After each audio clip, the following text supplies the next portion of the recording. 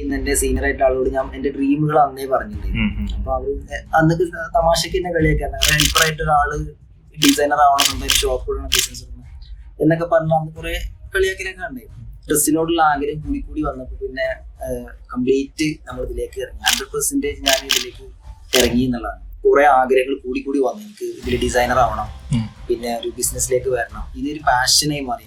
എനിക്കിതിൽ സാധ്യതകൾ, ഞാൻ ചെറുപ്പത്തിൽ ഇതിലേക്ക് വന്നപ്പോൾ തന്നെ സാധ്യതകൾ കുറച്ച് കഴിഞ്ഞിട്ടാണ് മനസ്സിലായത്. കാരണം ഇത് ചെയ്തുകൊണ്ടിരിക്കുന്ന സമയത്ത് തന്നെ മറ്റുള്ളവർ ഞാൻ ഡിഫറെന്റ് ആണെന്ന് എനിക്ക് തന്നെ സ്വയം തോന്നി.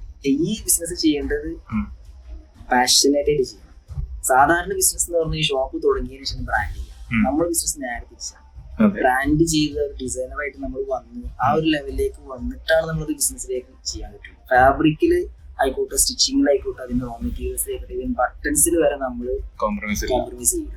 വെഡിങ് കോസ്റ്റ്യൂം കൺസൾട്ടിങ് ആണ് നമ്മൾ ചെയ്യുന്നത്. പഠിച്ചിട്ട് ചെയ്യുന്നതിനേക്കാൾ നമ്മൾ ചെയ്തിട്ട് പഠിക്കാം. ഹായ്, ഫ്രാഞ്ചൈസ് മീഡിയയുടെ ഓണ്ടർപ്രണേഴ്സിനെ പരിചയപ്പെടുത്തുന്ന ഈ എപ്പിസോഡിൽ ഇന്ന് എൻ്റെ കൂടെ ഉള്ളത് ഷെബി റഹ്മാൻ എന്ന ഒരു കളർഫുൾ ആയിട്ടുള്ള ഓണ്ടർപ്രണറാണ്. ഷെബിയുടെ ഒരു പ്രത്യേകത, ഷെബി അറൗണ്ട് 3000-ലധികം വെഡ്ഡിങ്ങിൽ ഗ്രൂംസിനെ സ്റ്റൈലിംഗ് ചെയ്ത ആളാണ്. ഒരു പേഴ്സണൽ ഡ്രസ്സ് സ്റ്റൈലിസ്റ്റ് ആണ്, കൺസൾട്ടൻ്റ് ആണ് എന്നുള്ള ഇതിലെല്ലാം പറയാം. ഒരുപാട് സെലിബ്രിറ്റീസിനെ, ഒരുപാട് ഇൻഫ്ലുവൻസേഴ്സിനെ എല്ലാം ഷെബി സ്റ്റൈലിംഗ് ചെയ്തിട്ടുണ്ട്. ഇന്ന് ഷെബിയുടെ ഒരു ബിസിനസ്സും ഷെബിയുടെ ഒരു ഇത്ര നാളത്തെ ഒരു ജേണിയും ഒരു എക്സ്പീരിയൻസും അച്ചീവ്മെന്റ്സും എല്ലാം നമുക്ക് ഡിസ്കസ് ചെയ്യാം. Shebi, welcome to our podcast channel. Shebi, എങ്ങനെ ശരിക്കും ഈ ഒരു ബിസിനസ്സിലേക്ക് ഒരു ഡ്രസ്സിങ് കൺസൾട്ടന്റ് എന്നുള്ള ലെവലിലേക്ക്, അല്ലെങ്കിൽ ഡ്രസ്സിങ്ങിന് ഇത്ര താല്പര്യപ്പെടുന്ന ഈ ഒരു ഫീൽഡിലേക്ക് എങ്ങനെയാണ് ഷെബി എത്തിപ്പെട്ടത്? എങ്ങനെയാണ് ഇതിലേക്ക് വന്നത്? എങ്ങനെയാണ്? ചെറുപ്പം മുതൽ എനിക്ക് വസ്ത്രങ്ങളോട് ഭയങ്കര ഒരു താല്പര്യമുള്ള ഒരാളായിരുന്നു. ബ്രാൻഡഡ് വസ്ത്രങ്ങളും അതുപോലെ ഷൂ, ചെപ്പൽസ്, അതൊക്കെ ഭയങ്കര ഇഷ്ടമുള്ള ഒരാളായിരുന്നു. അത് കുറച്ച് കഴിഞ്ഞപ്പോൾ എനിക്ക് കൂടുതൽ ആഗ്രഹങ്ങൾ വന്നപ്പോൾ തന്നെ ഞാനൊരു ടൈലർ ഷോപ്പിൽ ഒരു ഹെൽപ്പറായിട്ട് ജോലിക്ക് കയറി. ഫാദർ ഹെൽപ്പറായിട്ട് ജോലിക്ക് കയറി. അത് കഴിഞ്ഞ് പിന്നെ ഞാൻ അവിടുന്ന് സ്റ്റെപ്പായിട്ട് അവിടെ ഇരിക്കുന്ന സമയത്ത് തന്നെ എനിക്ക് അപ്ഡേറ്റ് ചെയ്യാൻ തുടങ്ങി. ടൈലറിങ് പഠിച്ചു. സ്റ്റിച്ചിങ്ങിന് ഏത് വയസ്സിലാണ്, ഏത് പ്രായത്തിലാണ്? ഞാനൊരു 12ാമത്തെ വയസ്സിലാണ് സ്റ്റാർട്ട് ചെയ്തത്. 8th പഠിക്കുന്ന ഒരു സമയത്താണ്. ആ സമയത്ത് ടൈലർ ഷോപ്പിൽ ഹെൽപ്പറായിട്ട് കയറിയിട്ട് അയൺ ചെയ്യുക, ബട്ടൺസ് വെക്കുക, അതുപോലെ ഹെമ്മിങ് വർക്കുകൾ. അതായത് ടൈലറിങ്ങിന്റെ ഏറ്റവും ബേസ് ആണ് ഈ ഹാൻഡ് വർക്കുകൾ, കാര്യങ്ങളൊക്കെ ചെയ്യുന്നത്. അത് കഴിഞ്ഞ് പിന്നെ ഞാൻ അതിൽ നിന്ന് ഒന്നുകൂടെ അപ്ഡേറ്റ് ചെയ്തിട്ട് ഒരു ഷർട്ട് മേക്കറിലേക്ക് വന്നു. അതിപ്പോ ഒരു 2-3 വർഷം ഷർട്ട് മേക്കറിൽ നിന്ന് നിന്നു. അതിൽ നിന്ന് അപ്ഡേറ്റ് ചെയ്ത് വന്നു. ടൈലറിംഗിൽ അപ്ഡേറ്റ് ചെയ്ത് വന്നിട്ടുള്ള ഡിസൈനറാണ്. ഒരു ഡിസൈനർക്ക് എപ്പോഴും വേണ്ടത് ഫാബ്രിക് നോളജ് ആണ്. ഫസ്റ്റ് നമ്മൾ പഠിച്ചിരിക്കേണ്ടത് ഫാബ്രിക് നോളജ് ആണ്. അത് ഞാൻ ഈ ഒരു സ്റ്റിച്ച് ചെയ്യുന്ന ഒപ്പം തന്നെ എനിക്കത് കിട്ടിയോണ്ട് തന്നെ പിന്നെ കുറെ ആഗ്രഹങ്ങൾ കൂടി കൂടി വന്നു. എനിക്ക് ഇതിൽ ഡിസൈനർ ആവണം, പിന്നെ ഒരു ബിസിനസ്സിലേക്ക് വരണം. ഇതൊരു പാഷനായി മാറി. ഫസ്റ്റ് ഒക്കെ ഞാൻ മറ്റേ ടൈലറിംഗിലേക്ക് വന്ന സമയത്ത് ആഴ്ചയിൽ 50 രൂപയൊക്കെയാണ് എനിക്ക് സാലറി കിട്ടിയിട്ടുണ്ടായിരുന്നു. ആ സമയത്തൊക്കെ ചെറുപ്പത്തിലാണ്. അപ്പൊ അതൊക്കെ സ്വരുക്കൂട്ടിയിട്ട് ഞാൻ ഏറ്റവും കൂടുതൽ ഇൻവെസ്റ്റ് ചെയ്തിട്ട് സെൽഫായിട്ട് എന്റെ ആഗ്രഹങ്ങൾ തീർക്കുന്നതാണ്. ചെറുപ്പത്തിൽ ഉണ്ടായിരുന്ന ആഗ്രഹങ്ങൾ, ഡ്രസ്സായിട്ടും അതിന് ചെപ്പൽസ് ആണെങ്കിലും ഒക്കെ ഞാൻ ആ സമയത്ത് ഇത് കിട്ടുന്ന ശമ്പളം കൊണ്ട് അത് പർച്ചേസ് ചെയ്തായിരുന്നു എൻ്റെ ഒരു ഹോബി ഉണ്ടായിരുന്നു. അതിങ്ങനെ ഡ്രസ്സിനോടുള്ള ആഗ്രഹം കൂടി കൂടി വന്നപ്പോൾ പിന്നെ കംപ്ലീറ്റ് നമ്മൾ ഇതിലേക്ക് ഇറങ്ങി. 100% ഞാൻ ഇതിലേക്ക് ഇറങ്ങി എന്നുള്ളതാണ്. അതുകൊണ്ട് തന്നെ ആ സമയത്ത് നമുക്ക് ഒരുപാട് ഗുണങ്ങളുണ്ട്. നമ്മൾ അനാവശ്യ എന്താ പറയുക, ഡ്രഗ്സ് പോലത്തെ മറ്റുള്ള സംഭവങ്ങളിലേക്കൊന്നും പോവാതെ തന്നെ ഇതിൽ 100% പാഷനേറ്റ് ആയിരുന്നു, കമ്മിറ്റ്മെന്റ് ആയി. ശരിക്കും ടൈലറിംഗ് എന്ന് പറയുമ്പോൾ ഒരു ഔട്ട്ഡേറ്റഡ് ആയിട്ടുള്ള ഫീൽഡ് ആണല്ലോ. നമ്മൾ എന്തൊക്കെ ചെറുപ്പത്തിൽ നമ്മൾ ഏറ്റവും കൂടുതൽ ചിലപ്പം ഈ റെഡിമെയ്ഡിനേക്കാളും കൂടുതൽ ടൈലറിംഗ് അടുത്ത് നമ്മൾ പോവുക, ഡ്രസ്സ് ക്ലോത്ത് മെറ്റീരിയൽ വാങ്ങി ഡ്രസ്സ് അടിച്ച് സ്റ്റിച്ച് ചെയ്യാന്നുള്ള ഒരു സംഗതിയിലേക്ക് നമ്മൾ പോവുക. ഇപ്പം പക്ഷെ അത് ഒരുപാട് ഔട്ട്ഡേറ്റഡ് ആയിട്ടുള്ള അത്രയും റെഡിമെയ്ഡ് ഷോപ്പും കാര്യങ്ങളൊക്കെ വന്നിട്ട് ഇപ്പൊ ഞാൻ നോക്കുമ്പോൾ ശരിക്കും ആ ഒരു ഫീൽഡിലെ ആൾക്കാരും ഒരു അപ്ഡേഷൻസ് ഇല്ലാത്ത ഒരു പഴയ രീതിയിൽ എന്താണോ അങ്ങനെ തന്നെ പോയിക്കൊണ്ടിരിക്കുന്ന സംഗതിയാണ്. അതിലെങ്ങനെയാണ് ഷെബി ഒരു ഇന്നോവേഷൻ സംഗതികൾ കൊണ്ടുവന്നത്? എങ്ങനെയാണ്? അത് ആഗ്രഹം തന്നെ. കാരണം നമുക്ക് ഒരു യുണീക്ക് ആയിട്ടുള്ള ഫീൽഡിലേക്ക് വന്നപ്പോൾ എനിക്കിതിൽ സാധ്യതകൾ, ഞാൻ ചെറുപ്പത്തിൽ ഇതിലേക്ക് വന്നപ്പോൾ തന്നെ സാധ്യതകൾ കുറച്ച് കഴിഞ്ഞിട്ടാണ് മനസ്സിലായത്. കാരണം ഇത് ചെയ്തുകൊണ്ടിരിക്കുന്ന സമയത്ത് തന്നെ മറ്റുള്ളവർ ഞാൻ ഡിഫറെന്റ് ആണെന്ന് എനിക്ക് തന്നെ സ്വയം തോന്നി തുടങ്ങി. ആ സമയത്ത് ഞാൻ എന്ത് ചെയ്തു, ഇതിൽ അപ്ഡേറ്റ് ചെയ്യാൻ തുടങ്ങി. എന്തിന്റെ അടിസ്ഥാനം എന്ന് പറയുന്നത് അപ്ഡേറ്റ് ചെയ്യുക എന്നുള്ളതാണ്. ഏത് ബിസിനസിന്റെ ആയിക്കോട്ടെ, എന്ത് സ്കില്ലിന്റെ അപ്ഡേറ്റ് ചെയ്യുക എന്നുള്ളത് ഞാൻ അതിൽ ഇന്നും ഞാൻ ആ ഒരു ഇത് ഫോളോ അപ്പ് ചെയ്യുന്നുണ്ട്. ഇത്രയും നമ്മൾ വർക്കും ചെയ്തിട്ടുണ്ടെങ്കിൽ അപ്ഡേറ്റ് ചെയ്യുന്നുണ്ട്. അന്ന് ഞാനത് അപ്ഡേറ്റ് ചെയ്തപ്പോൾ എനിക്ക് കൂടുതൽ ഒരു എന്താ പറയുക, അതിനൊരു ക്യൂരിയോസിറ്റി. എന്ത് സാധനം ചെയ്യുമ്പോഴും അടുത്തത് എന്നുള്ള ഒരു മെന്റാലിറ്റിയിലേക്ക് വന്നതുകൊണ്ട് തന്നെ ഒരുപാട് അപ്ഡേറ്റ് ചെയ്യാൻ പറ്റിയിട്ടുണ്ട് ആ ഒരു കാര്യത്തിൽ. ഓക്കെ, ഇപ്പം എത്ര ആയി ഈ ഒരു ഫീൽഡിൽ ഷെബിയുടെ കൊട്ടിയൂർ മാജിക് എന്ന് പറഞ്ഞ ഷെബിയുടെ ഫേമിന്റെ പേര്? ഈ ഒരു ഫേം സ്റ്റാർട്ട് ചെയ്ത് ഒരു വെഡിങ് ഒരു കൺസൾട്ടന്റ് എന്ന ലെവലിലേക്ക് ഷെബി ഒരു പൊസിഷൻ ചെയ്തിട്ട് ഇപ്പൊ എത്ര ആയിട്ടുണ്ടോ, എത്ര വർഷമായിട്ടുണ്ടോ? ഞാൻ ഒരു സത്യം പറഞ്ഞ ചെറുപ്പം മുതലേ ഈ ഒരു ആഗ്രഹം ഉള്ളതുകൊണ്ട് കറക്റ്റ് ടൈമിൽ 23 ഇയർ ആയി ഞാൻ ഇതിലേക്ക് ഫീൽഡിലേക്ക് വന്നിട്ട്. അതിൽ നിന്ന് ഒരു 2013 ഞാൻ ഫസ്റ്റ് എന്റേതായിട്ടുള്ള സ്ഥാപനം ഞാൻ സ്റ്റാർട്ട് ചെയ്തത്. അവിടുന്ന് പിന്നെ അങ്ങോട്ട് നമ്മളൊരു ടൈലർ ഷോപ്പ് പോലത്തെ ഒരു സംഭവം ചെയ്ത് അതിൽ മെഷർമെന്റ് ക്ലോത്ത് ഒക്കെ വെച്ചിട്ടുള്ള ഒരു സംഭവമായിരുന്നു. പിന്നെ നമ്മൾ വലിയൊരു ബിസിനസ്സിലേക്ക് പോയി. അതിൽ കുറച്ച് പ്രശ്നങ്ങളും കാര്യങ്ങളൊക്കെ ആയിട്ട് പിന്നെ അതിൽ നിന്ന് താഴോട്ട് പോയി. സ്റ്റാർട്ടിംഗ് നല്ലൊരു എക്സ്പീരിയൻസ് ആയിരുന്നു. കാരണം നമ്മളിപ്പോ എന്താ വെച്ച് കഴിഞ്ഞാൽ വലുത് തുടങ്ങിയാൽ എങ്ങനെ ഉണ്ടാവും, ചെറുത് തുടങ്ങിയാൽ എങ്ങനെ ഉണ്ടാവും, എല്ലാം നമുക്ക് പഠിക്കാൻ പറ്റും. നല്ലൊരു എക്സ്പീരിയൻസ് ആയിരുന്നു. അതിൽ നിന്ന് കുറെ പാഠങ്ങൾ ഉൾക്കൊണ്ട് നമ്മൾ അതിൽ നിന്നും എന്താ പറയാ നെവർ ഗിവ് അപ്പ് എന്ന് പറഞ്ഞ പോലെ നമ്മൾ അതിൽ നിന്നും ഉയർത്തെഴുന്നേറ്റ് വന്നു. അത് ഭയങ്കരമായൊരു ട്രാജഡി ആയിരുന്നു. അതൊക്കെ റിക്കവർ ചെയ്ത് വന്നു. ഇപ്പം ഞാൻ എന്താ വെച്ചാൽ സ്വന്തമായൊരു ബ്രാൻഡ് എന്നുള്ളത് എനിക്ക് ചെറുപ്പം മുതലേ എൻ്റെ ഒരു ആഗ്രഹമായിരുന്നു.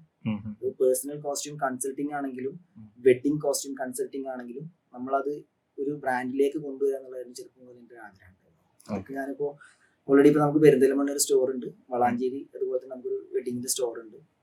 അതിപ്പോ ആ ഒരു ലെവലിലേക്ക് ഇനിയിപ്പോ നമ്മളത് നെക്സ്റ്റ് സ്റ്റെപ്പിലേക്ക് പോയിക്കൊണ്ടിരിക്കും. ഇപ്പോൾ അപ്ഡേറ്റ് ചെയ്തുകൊണ്ടേ ഇരിക്കുക. അപ്പം നമ്മളിപ്പം വെഡിങ്ങിന് ഇങ്ങനത്തെ ഒരു ഫേം നമ്മുടെ മൈൻഡിലേക്ക് വരുമ്പോൾ എപ്പോഴും ഒരു മാന്യവാറൊക്കെയാണ് നമ്മുടെ മൈൻഡിലേക്ക് എപ്പോഴും വരിക. അപ്പൊ ഇതായിട്ട് കമ്പയർ ചെയ്യുമ്പോൾ മാന്യവാർ അങ്ങനത്തെ ടോപ്പ് ബ്രാൻഡായിട്ട് കമ്പയർ ചെയ്യുമ്പോൾ ഷെബിയുടേത് എങ്ങനെ നമുക്ക് ഡിഫറൻഷിയേഷൻ എങ്ങനെ പറയാൻ പറ്റും? അപ്പൊ ഞാൻ ഷെബീന്റെ അടുത്തേക്ക് അപ്രോച്ച് ചെയ്യുകയാണെങ്കിൽ എന്ത് ഡിഫറെന്റ് ആണ്, അല്ലെങ്കിൽ ഒരു യുണീക്ക് അപ്രോച്ച് ആണ് എനിക്ക് മറ്റു ബ്രാൻഡിനെ അപേക്ഷിച്ച് എനിക്ക് കിട്ടാം? മാന്യവർ എന്ന് പറയുന്നത് ഇന്ത്യയിൽ തന്നെ ഒരു വലിയൊരു വെഡിങ് ബ്രാൻഡാണ്. ഒരുപാട് ഇന്റർനാഷണൽ ലെവലിൽ നിൽക്കുന്ന ഒരു ഇന്ത്യൻ ബ്രാൻഡാണ്. അതുപോലെ തന്നെ കേരളത്തിൽ നിന്ന് ഒരു ഇന്റർനാഷണൽ ബ്രാൻഡാണ് എൻ്റെ ഒരു ഡ്രീം. അതുകൊണ്ട് തന്നെ നമ്മളിപ്പം വെഡിങ് കോസ്റ്റ്യൂം കൺസൾട്ടിങ് ആണ് നമ്മൾ ചെയ്യുന്നത്. അതായത് ഒരു കസ്റ്റമർക്ക് വേണ്ട സാധനമല്ല, കസ്റ്റമർ ചോയ്സ് അല്ല മെയിൻ. കസ്റ്റമർക്ക് വേണ്ട സാധനം നമ്മൾ അങ്ങോട്ട് കൺസൾട്ട് ചെയ്ത് കൊടുക്കുക. കാരണം ഒരു ബ്രൈഡിന്റെ ഡ്രസ്സ് കൊണ്ട് വന്നു കഴിഞ്ഞാൽ അതിലേക്ക് മാച്ച് ആവുന്ന ഡ്രസ്സുകൾ നമ്മൾ അങ്ങോട്ട് കൺസൾട്ട് ചെയ്ത് കൊടുക്കുക എന്നുള്ളതാണ്. കസ്റ്റമൈസേഷൻ എന്ന് പറയുമ്പോൾ കസ്റ്റമറുടെ ചോയ്സ് വന്ന് ഫാബ്രിക് സെലക്ട് ചെയ്ത് സ്റ്റിച്ച് ചെയ്യുന്നില്ല. അതിനേക്കാളും കൂടുതൽ നമ്മൾ ഫോക്കസ് ചെയ്യുന്നത് കൺസൾട്ടിങ്ങിലാണ്. നമ്മൾ പൊതുവെ ഫോക്കസ് ചെയ്യും. മറ്റുള്ള ആളുകളിൽ നിന്ന് നമ്മൾ ഡിഫറെന്റ് ആയിട്ട് കാണിക്കുന്നത് കൺസൾട്ടിങ് ആണ്. അതായത് ഗ്രൂമിന് പറ്റിയ ഡ്രസ്സ് നമ്മൾ അങ്ങോട്ട് സജസ്റ്റ് ചെയ്ത് കൊടുക്കുകയാണ് നമ്മൾ മെയിനായിട്ട് ചെയ്യുന്നത്. നമ്മളിലാണെങ്കിൽ ഇപ്പം ഇന്ത്യൻ വെയർ ഉണ്ട്, വെസ്റ്റേൺ ഉണ്ട്, സ്യൂട്ട്, ഷെർവാണി, ജോധ്പൂരി, എല്ലാ ടൈപ്പ് വെഡിങ് കോസ്റ്റ്യൂംസും നമ്മൾ ചെയ്യുന്നുണ്ട്. കസ്റ്റമൈസേഷൻ ഉണ്ട്. അതിന്റെ കൂടെ തന്നെ നമുക്ക് റെഡിമെയ്ഡ്സ് ഉണ്ട്. പിന്നെ മെയിനായിട്ട് നമ്മൾ ഫോക്കസ് ചെയ്യുന്നത് വെച്ച് കഴിഞ്ഞാൽ ഫാബ്രിക്, ഏറ്റവും നല്ല ഫാബ്രിക്കാണ് നമ്മൾ കൊടുക്കുന്നത്. നമ്മൾ അതിന് യൂസ് ചെയ്യുന്ന ഫാബ്രിക്കിൽ ആയിക്കോട്ടെ, സ്റ്റിച്ചിങ്ങിലായിക്കോട്ടെ, അതിന്റെ റോ മെറ്റീരിയൽസിലായിക്കോട്ടെ, ഈവൻ ബട്ടൺസിൽ വരെ നമ്മൾ കോംപ്രമൈസ് ചെയ്യില്ല ഒരിക്കലും. നമ്മൾ മെയിനായിട്ട് ഫോക്കസ് ചെയ്യുന്നത് ഫിറ്റിങ്സ്, ഈ ഒരു കാര്യങ്ങളൊക്കെയാണ്. അതുകൊണ്ട് തന്നെ നമുക്ക് ഇപ്പൊ 3000-ലധികം വെഡിങ് ഞാനിപ്പോ ഈ ഒരു ടൈം കൊണ്ട് അധികം ചെയ്തിട്ടുണ്ടാവും. വെഡിങ് കറക്റ്റ് ആണ്, കൂടുതലാവാനുള്ള ചാൻസ് ഇല്ല. കാരണം 2015 മുതലാണ് ഞാൻ വെഡിങ് എന്ന ഒരു കൺസെപ്റ്റിലേക്ക് വന്നിട്ടില്ല. അപ്പൊ അതുകൊണ്ട് നമ്മൾ ഒരുപാട് അതിൽ സ്റ്റഡി ചെയ്തുകൊണ്ടിരിക്കുകയാണ് ഇപ്പോഴും. അപ്പം എത്രത്തോളം നമ്മൾ ഇതിൽ അപ്ഡേറ്റ് ചെയ്യാൻ പറ്റും, എത്രത്തോളം ഇതിൽ പഠിക്കാൻ പറ്റും, ഇപ്പോഴും പഠിച്ചുകൊണ്ടിരിക്കുകയാണ് വെഡിങ്ങിന്റെ ഒരു കേസിൽ.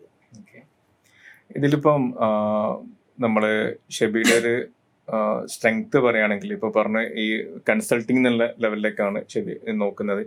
ഇപ്പം ഒരു കല്യാണത്തിന്റെ എല്ലാം ഇതിലേക്ക് ഒതുക്കി വരണല്ലോ ശരിക്കും. ഡ്രസ്സ് ചിലപ്പം ഗ്രൂമിന്റെ ഡ്രസ്സ് മാത്രമായിരിക്കില്ല, ആ ഒരു ഫാമിലി കംപ്ലീറ്റ് ആയിട്ട് ചെയ്യുന്ന സംഗതിയിലേക്ക് പോകുന്നുണ്ടോ, അല്ലെങ്കിൽ ഗ്രൂമിന്റെ വെഡിങ് ഡ്രസ്സ് എന്നുള്ള ലെവലിലേക്ക് മാത്രമാണോ? എങ്ങനെ അതിന്റെ ഒരു അപ്രോച്ച് ഉണ്ടാവുക? കാരണം ഇതെല്ലാം ഒരു കളർഫുൾ, ഇപ്പൊ എല്ലാം ഒരു ഫോട്ടോജനിക് ആ ഒരു ഇതിലേക്കാണല്ലോ പോകുന്നത്. അപ്പം കംപ്ലീറ്റ് ആ ഒരു വീഡിയോ ആൽബം ഫോർമാറ്റിലേക്കാണ്. അപ്പൊ ആ ഒരു സംഗതിയിലേക്കുള്ള ഹെൽപ്പ് പോകുന്നുണ്ടോ, അല്ലെങ്കിൽ ഡ്രസ്സ് എന്നുള്ള ലെവലിലേക്ക് മാത്രമാണോ പോകുന്നത്?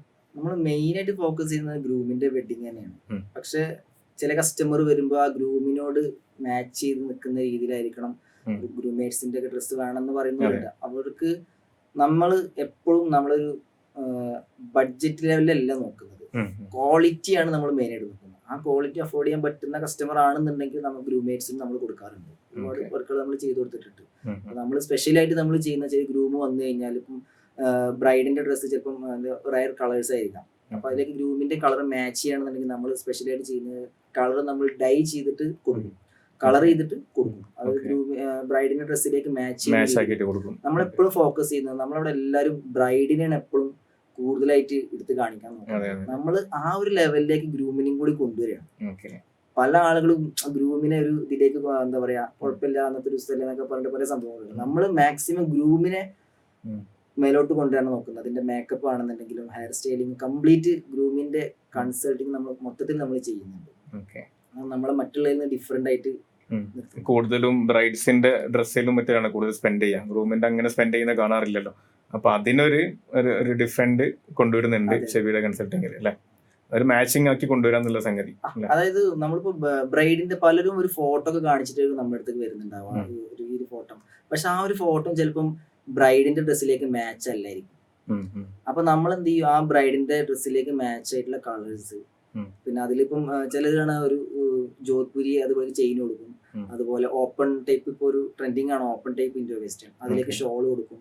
അതൊക്കെ റോങ് ആണ് ശരിക്കും. ഓപ്പൺ ടൈപ്പിലേക്ക് നമ്മൾ ഷോൾ കൊടുക്കാറില്ല, അതിലേക്ക് അതേപോലെ ജോധ്പുരിയിലേക്ക് ചെയിനും കാര്യങ്ങളും കൊടുക്കും. ഓരോ ഡ്രസ്സിനും അതിൻ്റെതായ വശങ്ങളുണ്ട്, അത് പഠിച്ചിട്ട് ചെയ്യണം ശരിക്കും.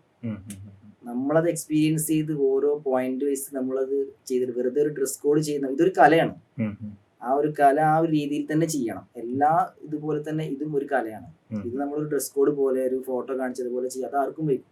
പക്ഷെ ഒരു കൺസൾട്ടന്റിനാണ് അത് ഏറ്റവും നന്നാക്കി ചെയ്തെടുക്കാൻ പറ്റുള്ളൂ. കാരണം അത് അതിന്റെ ഓരോ പോയിന്റ്സും, അതിന്റെ ഷൂ ആണെങ്കിൽ നമ്മളിപ്പോ കൊടുക്കുന്നത് ഷൂ അടക്കം നമ്മൾ കൊടുക്കുള്ളൂ. ഡ്രസ്സ് ഒരു കസ്റ്റമർ വന്നിട്ട് എനിക്ക് കുർത്ത വേണം അല്ലെങ്കിൽ ജോധ്പുരി വേണം എന്ന് പറഞ്ഞാൽ നമ്മൾ കൊടുക്കില്ല. നമ്മളൊരു പാക്കേജ് ആയിട്ട് നമ്മൾ ചെയ്യുള്ളൂ. കാരണം ഒരു ഡ്രസ്സ് അതിന്റെ കംപ്ലീറ്റ്, അതൊരു ഷോൾ ആയിക്കോട്ടെ എല്ലാം നമ്മൾ കസ്റ്റമൈസ് ചെയ്യുന്ന, അതുണ്ടെങ്കിൽ അത് കംപ്ലീറ്റ് ആവുള്ളൂ. അല്ലാണ്ട് നമ്മൾ ഡ്രസ് കോഡ് ഒരു ബിസിനസ് അല്ല ഇത് ശരിക്കും. ഇതൊരു പാഷനായിട്ടുള്ള ഒരു ബിസിനസ്. കാരണം നമ്മളൊരു പാഷനാണ്. അതായത് ഫസ്റ്റ് നമ്മൾ ബിസിനസിനേക്കാളും കൂടുതൽ ഇമ്പോർട്ടന്റ് നമ്മളെ വർക്കിനാണ്. വർക്ക് കസ്റ്റമർ ഇഷ്ടപ്പെട്ടിട്ട് ആ ബിസിനസ്സിലേക്ക് വരുന്നതാണ് എനിക്ക് കൂടുതലായിട്ട് താല്പര്യം. ഷെബിക്ക് കൂടുതലും റെഫറൻസ് തന്നെ ആയിരിക്കില്ല വർക്ക് വരിക. ഒരാള് ഒരു റൂമിന്റെ വർക്ക് കണ്ടിട്ട് അവരുടെ ഫ്രണ്ട്സും മറ്റൊക്കെ വരുന്നുണ്ടാവില്ല. ആ രീതിയിൽ തന്നെ കൂടുതൽ വർക്ക് വരുന്നുണ്ടാവും അല്ലെ.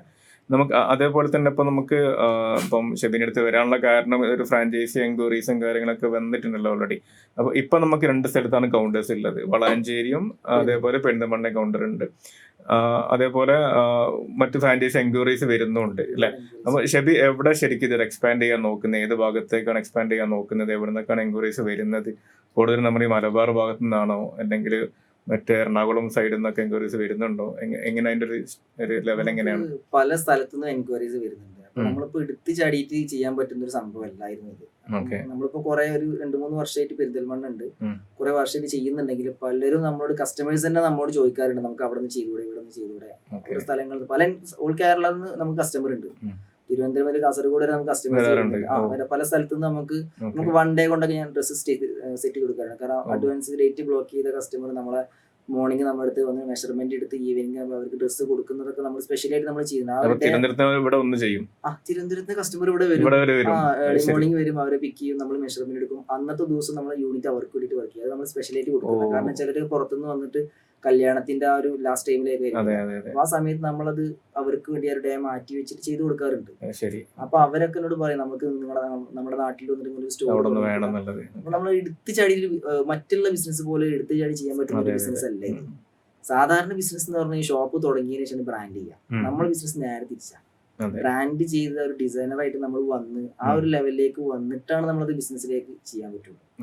അതാണ് നമ്മുടെ ഈ ബിസിനസ് മറ്റുള്ള ബിസിനസ്. ഇത് ശരിക്കും ഒരു ബിസിനസ് അല്ല. ഇത് ബിസിനസ് ചെയ്യേണ്ടത് പാഷനേറ്റ് ആയിട്ട് ചെയ്യണം. നമ്മള് കസ്റ്റമർക്ക് കൊടുത്ത് അത് മെയിനായിട്ട് നമ്മൾ ബിസിനസ് കാണാതെ പാഷനേറ്റ് ആയിട്ട് ചെയ്ത് കഴിഞ്ഞാൽ അതിനുള്ള റിസൾട്ട് ബിസിനസ് ശരിക്കും ഒരു ആർട്ട് ബിസിനസ് ആക്കി മാറ്റാന്നുള്ളതാണ്. ഞാനിതൊരു കലയായിട്ട് കാണുന്നതാണ്.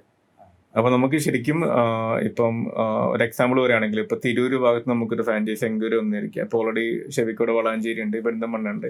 അപ്പം കൂടുതലും എൻ്റെ ഒരു കാഴ്ചപ്പാട് കൂടുതലും മലബാർ ഭാഗത്ത് നിന്ന് തന്നെ ആയിരിക്കും, അത് മലപ്പുറം തന്നെ ആയിരിക്കും. മലപ്പുറം അല്ലെങ്കിൽ കണ്ണൂരൊക്കെയാണ് ഏറ്റവും കൂടുതൽ വെഡിങ്ങിൽ ഇങ്ങനെ സ്പെൻഡ് ചെയ്യുന്നുണ്ടാവുക. അപ്പം ഒന്നെങ്കിൽ ഇപ്പൊ ഒരു തിരൂര് ഭാഗത്ത് അല്ലെങ്കിൽ തലശ്ശേരി ഭാഗത്ത് നിന്നൊക്കെ ഒരു എൻക്വയറി വരികയെന്നിരിക്കും. അപ്പൊ നമുക്കൊക്കെ കോമൺലി ഫ്രാഞ്ചൈസി എൻക്വയറീസ് വരാറുണ്ട്. അപ്പം നമ്മൾ ഒരു കാഴ്ചപ്പാട് എന്താണോ, ഒരു ടേസ്റ്റ് എന്താണോ, ആ ഒരു ബ്രാൻഡ് അവർക്ക് കൺസൾട്ട് ചെയ്ത് കൊടുക്കുക ചെയ്യാറ്. അപ്പോൾ ഇങ്ങനെ ഇപ്പോൾ ഒരു കണ്ണൂർ ഭാഗത്തു നിന്നോ അല്ലെങ്കിൽ ഇപ്പോൾ തിരൂർ ഭാഗത്തു നിന്നൊക്കെ നമുക്കൊരു എൻക്വയറി വരികയാണെങ്കിൽ നമുക്ക് അവിടെ ഫ്രാഞ്ചൈസി ചെയ്യാൻ പറ്റുമോ? ശരി, അതിന് വില്ലിംഗ് ആണോ? നമുക്ക് ഏത് രീതിയിൽ അത് നമുക്ക് അസോസിയേറ്റ് ചെയ്യാൻ പറ്റും? ആ സംഗതികളൊക്കെ ആലോചിച്ചിട്ടുണ്ടോ? ഇപ്പോ അതിനെ കുറിച്ച് ആലോചിച്ചിട്ടാണ് നമ്മൾ പേര്. അപ്പം നമുക്ക് ചെറുപ്പത്തിൽ ഞാൻ പറഞ്ഞ കുറെ സംഭവങ്ങളുണ്ടല്ലോ. അതായത് ഓരോ സമയത്ത് നമുക്ക് ഓരോന്ന് തോന്നും. ഇപ്പൊ ഹെൽപ്പർ ആയിട്ട് നിൽക്കുന്ന സമയത്ത് എനിക്ക് തോന്നി ടൈലറാണ്.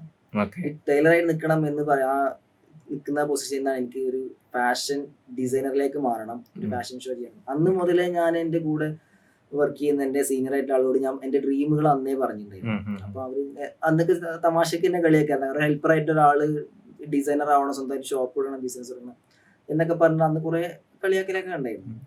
അതുപോലെ തന്നെ ആ സമയത്ത് എനിക്ക് അപ്ഡേറ്റ് എന്റെ മനസ്സിൽ ഓട്ടോമാറ്റിക്കലി വരും, ഷെബി ഇന്നത് ചെയ്തോ അല്ലെങ്കിൽ ഇന്ന സംഭവം ചെയ്ത. ഇപ്പൊ അതിന്റെ ഒരു സമയമാണ്. ഇപ്പം കഴിഞ്ഞ വർഷം പേഴ്സണൽ കോസ്റ്റ്യൂം കൺസൾട്ടിങ് സ്റ്റാർട്ട് ചെയ്തു, ഷോപ്പ് സ്റ്റാർട്ട് ചെയ്ത് കഴിഞ്ഞതിന് ശേഷം നമ്മൾ പഠിക്കണം. എപ്പോഴും ഈ ഷോപ്പിനെ എങ്ങനെയാണ് നമ്മൾ മുന്നോട്ട് കൊണ്ടുപോവാ. ഒരു ഷോപ്പ് തുടങ്ങുമ്പോഴാണ് നമുക്ക് അതിനെ കുറിച്ച് പഠിക്കാം.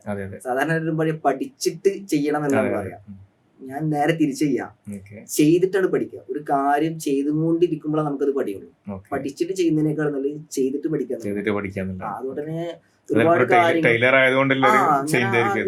കുറെ നമ്മളെന്ന് വെച്ചാൽ ഞാൻ എന്റെ ലൈഫിൽ എന്റെ എക്സ്പീരിയൻസ് കൊണ്ടാണ് ഓരോരുത്തർക്കും ഓരോ എക്സ്പീരിയൻസ് ആണ്. എന്റെ ലൈഫിൽ എനിക്കുണ്ടായ എക്സ്പീരിയൻസുകളാണ് ഞാൻ ഇതിൽ അപ്ഡേറ്റ് ചെയ്യാൻ ഉപയോഗിക്കുന്നത്. ഒരു പുസ്തകം വായിച്ചിട്ടോ അല്ലെങ്കിൽ മറ്റൊരു സ്റ്റോറി കേട്ടിട്ടോ നമുക്ക് ഇതിൽ അപ്ഡേറ്റ് ചെയ്യാൻ പറ്റില്ല. സ്വയം പഠിച്ചിട്ട് നമ്മളിപ്പോ ഇത്രയും വർഷമായിട്ട് ഞാനിതെല്ലാം ചെയ്തിട്ട് സെൽഫായിട്ട് പഠിച്ചില്ല. എനിക്ക് ഒരു ആശാന്മാരോ അല്ലെങ്കിൽ അങ്ങനത്തെ ആൾ പഠിപ്പിച്ച് തരാനോ ഉണ്ടല്ലേ. കളർ കോൺട്രാസ്റ്റ് ആയിക്കോട്ടെ, കളർ മാച്ചിങ് ആയിക്കോട്ടെ, അതുപോലത്തെ ഈ ഡിസൈനിങ് പരമായിട്ടുള്ള കാര്യങ്ങളായിക്കോട്ടെ, ഫാബ്രിക്കിനെ കുറിച്ചുള്ള നോളജ് ആയിക്കോട്ടെ, ഇതെല്ലാം സ്വയം പഠിച്ചെടുത്തതാണ്. കാരണം നമ്മളത് ഓരോ ദിവസവും ഇതിലേക്ക് 100% അതിൽ ഇറങ്ങിയത് കൊണ്ട് തന്നെ കൂടുതൽ പഠിക്കാനുള്ള ഇൻട്രസ്റ്റും കൊണ്ടും കൂടെയാണ് ഇതിലേക്ക് എത്തിയത്. ഇപ്പോഴത്തെ സാഹചര്യത്തിൽ ഇതെല്ലാം ആയപ്പോൾ എനിക്ക് തോന്നി ഇതൊരു ബ്രാൻഡ് ആവണം, ഇനി ഇത് ഫ്രാഞ്ചൈസി ലെവലിൽ കൊണ്ടുവരാം എന്നുള്ള എന്റെ ഉള്ളിൽ നിന്നുള്ളൊരു ആശയമാണ് ഇപ്പൊ നമ്മൾ ഒരു ചർച്ചയിലേക്ക് എത്തിയത്. ഇനിയിപ്പോ നെക്സ്റ്റ് ഇപ്പൊ നിങ്ങൾ പറഞ്ഞ പോലെ തിരൂരിന്ന് എൻക്വയറി നമുക്ക് എന്തായാലും തീർച്ചയായിട്ടും കൊടുക്കാൻ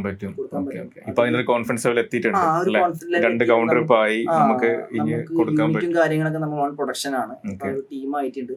നമ്മളത് ഹ്യൂജ് ബിസിനസ് ആയിട്ടല്ല, ഇത് ശരിക്കും ഒരു ലാർജ് സ്കെയിൽ ബിസിനസ് ആണ്. പക്ഷെ നമുക്കിപ്പോ പതുക്കെയാണ് ഞാൻ ചെയ്യുന്നത്. ഇപ്പൊ ഓരോ വർഷം ഇപ്പൊ പെരിന്തൽമണ്ണ സ്റ്റോർ തുടങ്ങിയിട്ട് 3 വർഷം കഴിഞ്ഞിട്ടാണ് വളാഞ്ചേരി സ്റ്റോർ നമ്മൾ സ്റ്റാർട്ട് ചെയ്യുന്നത്. അപ്പം ഇനി അങ്ങോട്ട് നമുക്ക് ഫസ്റ്റത്തെ സ്റ്റോർ തുടങ്ങാനാണ് പ്രശ്നമുള്ളത്. രണ്ടാമത്തെ പിന്നെ അങ്ങോട്ട് ഇതായിട്ട് വരില്ല. അപ്പൊ ആ ഒരു 3 വർഷം ഞാൻ അതിനെ കുറിച്ച് ഡീറ്റെയിൽ ആയിട്ട് സ്റ്റഡി ചെയ്തു. അപ്പൊ പെരിന്തൽമണ്ണ സ്റ്റോറിൽ തന്നെ നമുക്ക് പല നെഗറ്റീവ്സും നമുക്ക് അതൊക്കെ അപ്ഡേറ്റ് ചെയ്തിട്ട് നമുക്ക് പുതിയ സ്റ്റോറിലേക്ക് ചെയ്യുന്നത്. വളാഞ്ചേരിയിൽ ഇപ്പൊ അതിന്റെ മാറ്റം വരുത്തിയാണ് കംപ്ലീറ്റ്ലി വെഡിങ്ങിലേക്ക് മാറി. പെരിന്തൽമണ്ണ നമ്മൾ രണ്ടും മിക്സ് ചെയ്തിട്ടുണ്ടായിരുന്നു, ഫാബ്രിക് ഒക്കെ വെച്ചിട്ട്. വളാഞ്ചേരിയിലേക്ക് വരുമ്പോൾ നമ്മൾ കംപ്ലീറ്റ് ചേഞ്ച് ആക്കിയിട്ടുണ്ട്. അതിലിപ്പം വെഡിങ് 50% നമ്മളുടെ ഓൺ ബ്രാൻഡ് ആയിട്ടുള്ള റെഡിമെയ്ഡ്സ് ഉണ്ടാവും, 50% നമ്മൾ എന്ത് ചെയ്യും ഫാബ്രിക് കസ്റ്റമൈസേഷൻ ഉള്ള കൺസൾട്ടിങ്, അതിന്റെ ഫാബ്രിക്കും ഉണ്ടാവും. നമ്മളുടെ ഓൺ ഡിസൈൻസും കാര്യങ്ങളൊക്കെ ആയിട്ടുള്ള ഒരു ശരിക്കും പറഞ്ഞാൽ വെഡിങ്ങിന്റെ ഒരു പുതിയൊരു തരംഗം നമ്മൾ സൃഷ്ടിക്കും. അതാണ് നമ്മുടെ ഒരു എയിം. ഇതിലിപ്പോ എനിക്ക് സ്വാഭാവികമായിട്ടുള്ള ഒരു സംശയം എന്താന്ന് വെച്ചാല്, ഇപ്പം നമ്മളെ ഈ റെന്റൽസിന്റെ നല്ല ഒരു ആധിക്യാണല്ലോ. ഒരുപാട് റെന്റൽ ഷോപ്പുകളുണ്ട് വെഡിങ്ങിന്റെ. അപ്പം ചിലപ്പോൾ നമ്മള് ഇത് ഫ്രാഞ്ചൈസി എൻക്വയറി ചെയ്യുന്ന ആൾക്കാർക്കോ അല്ലെങ്കിൽ ഇത് കാണുന്ന ആൾക്കാർക്കോ ഉണ്ടാകുന്ന ഡൗട്ടായിരിക്കും സ്വാഭാവികമായിട്ടും. റെന്റൽ സ്ഥാപനങ്ങൾ ഉണ്ടാവുമ്പോൾ നമുക്ക് ഇങ്ങനത്തെ ഒരു വെഡിങ്ങിന്റെ ഡ്രസ്സിന്റെ ഒരു ഫ്രാഞ്ചൈസി ഫേം ഒക്കെ നമുക്ക് ഡെവലപ്പ് ചെയ്യാൻ പറ്റുമോ, അല്ലെങ്കിൽ എങ്ങനെ അത് നമുക്ക് ഓവർകം ചെയ്യാൻ പറ്റുന്നത് എങ്ങനെയാണ്? ശരിക്കും പറഞ്ഞാൽ ഈ റെന്റൽ കോസ്റ്റ്യൂമും നമ്മളെ കോമ്പറ്റീറ്റർ അല്ല. നമ്മളെപ്പോഴും ഫോക്കസ് ചെയ്യുന്നത് ഒരു പ്രീമിയം ലെവലിലേക്കാണ് പോകുന്നത്. ഇപ്പോൾ ഒരു എക്സാമ്പിൾ പറയുകയാണെന്നുണ്ടെങ്കിൽ, ഇപ്പം ഗൾഫിൽ നിന്ന് ഒരാൾ നാട്ടിലേക്ക് വന്നു, ആൾക്ക് റെന്റൽ കാറ് 1 മന്തിന് എടുത്തിട്ട് തിരിച്ചു പോകുമ്പോൾ തിരിച്ചു കൊടുക്കുന്ന ഓപ്ഷൻ ഉണ്ട്, ലീസിന് എടുത്തിട്ട് ചെയ്യുന്ന ഓപ്ഷൻസ് ഉണ്ട്, പുതിയതായിട്ട് പർച്ചേസ് ചെയ്തിട്ട് അത് യൂസ് ചെയ്യണമെന്ന് ആഗ്രഹിക്കുന്ന ആളുകളുണ്ട്, പോകുമ്പോൾ ഇവിടെ വെക്കണം വെച്ചിട്ട് പോകണം ആഗ്രഹിക്കുന്ന ആളുണ്ട്. എന്നിട്ടും എല്ലാ ബിസിനസ്സും നടക്കുന്നുണ്ട്. ഇപ്പൊ പുതിയ കാറുകൾ ഇറങ്ങുന്നുണ്ട്, റെന്റിലേക്ക് ബിസിനസ് ഉണ്ട്, ലീസിന് എടുക്കുന്നവർക്ക് ബിസിനസ് ഉണ്ട്. അതുപോലത്തെ ഒരു സംഭവം തന്നെയാണ് ഇത്. അത് റെന്റിൽ എടുക്കുന്നവർ അത് എടുക്കും. നമ്മളതിനെ കുറിച്ച് നമ്മളെ കോമ്പറ്റീറ്റർ അല്ല, നമ്മളത് നോക്കാറ്. അങ്ങനത്തെ ഒരു സംഭവം ഞാൻ നോക്കാറില്ല, എനിക്ക് താല്പര്യമില്ല. അതൊരു ബിസിനസ്സാണ്. നമ്മളുടെ എന്ന് പറഞ്ഞ ഒരു ബിസിനസ് മാത്രം, നമ്മളതൊരു പാഷനും കൂടെയാണ്. അപ്പോൾ റെന്റിലിനെ ഞാൻ അങ്ങനെ ഫോക്കസ് ചെയ്യാറില്ല. റെന്റിൽ അത് അതിന്റെ ഇതിലേക്ക് പോകും. നമ്മൾ എപ്പോഴും ഒരു ബ്രാൻഡ് ലെവലിലേക്ക് മാറുക എന്നുള്ള, എല്ലാത്തിനും ഇവിടെ സാധ്യതകളുണ്ട്. അതുകൊണ്ട് തന്നെ നമുക്ക് റെന്റിന്റെ ഒരു പ്രശ്നം നമ്മളെ ബിസിനസ്സിൽ ബാധിക്കുന്നില്ല എന്നുള്ളതാണ്. പിന്നെ നമ്മുടെ എല്ലാം ഡിഫറെന്റ് ആണ്. കാരണം നമ്മൾ ട്രെൻഡിന്റെ പുറകെ അല്ല പോകുന്നത്.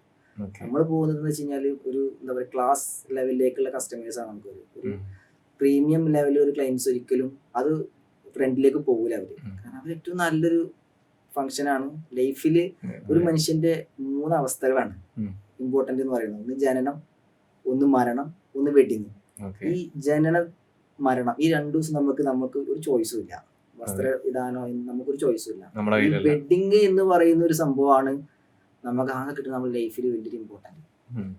അതിന്റെ ഇത് ആളുകൾക്ക് ഇപ്പോഴും മനസ്സിലാവാത്ത എന്താണെന്ന് എനിക്ക് അറിയുന്നില്ല. കാരണം ബ്രൈഡിന് എല്ലാവരും ഭയങ്കരമായിട്ട് ഇമ്പോർട്ടൻസ് കൊടുക്കുന്നുണ്ട്. ഈ ഗ്രൂമിലേക്ക് വരുമ്പോൾ ഒരു ദിവസത്തിനല്ലേ എക്സ്പെൻസ് കുറക്കാന്നുള്ളൊരു മെന്റാലിറ്റിക്ക് വരുന്നത് വെച്ച് കഴിഞ്ഞാൽ, ഒരു കല്യാണത്തിന് മിനിമം നമ്മൾ എടുത്തു നോക്കുക, നമ്മുടെ നാട്ടിലത്തെ കല്യാണങ്ങൾ ആഘോഷങ്ങളാക്കി എടുക്കുന്ന സമയത്ത് വെച്ചാൽ കാറിന് വരെ 15,000-20,000 രൂപ സ്പെൻഡ് ചെയ്യും.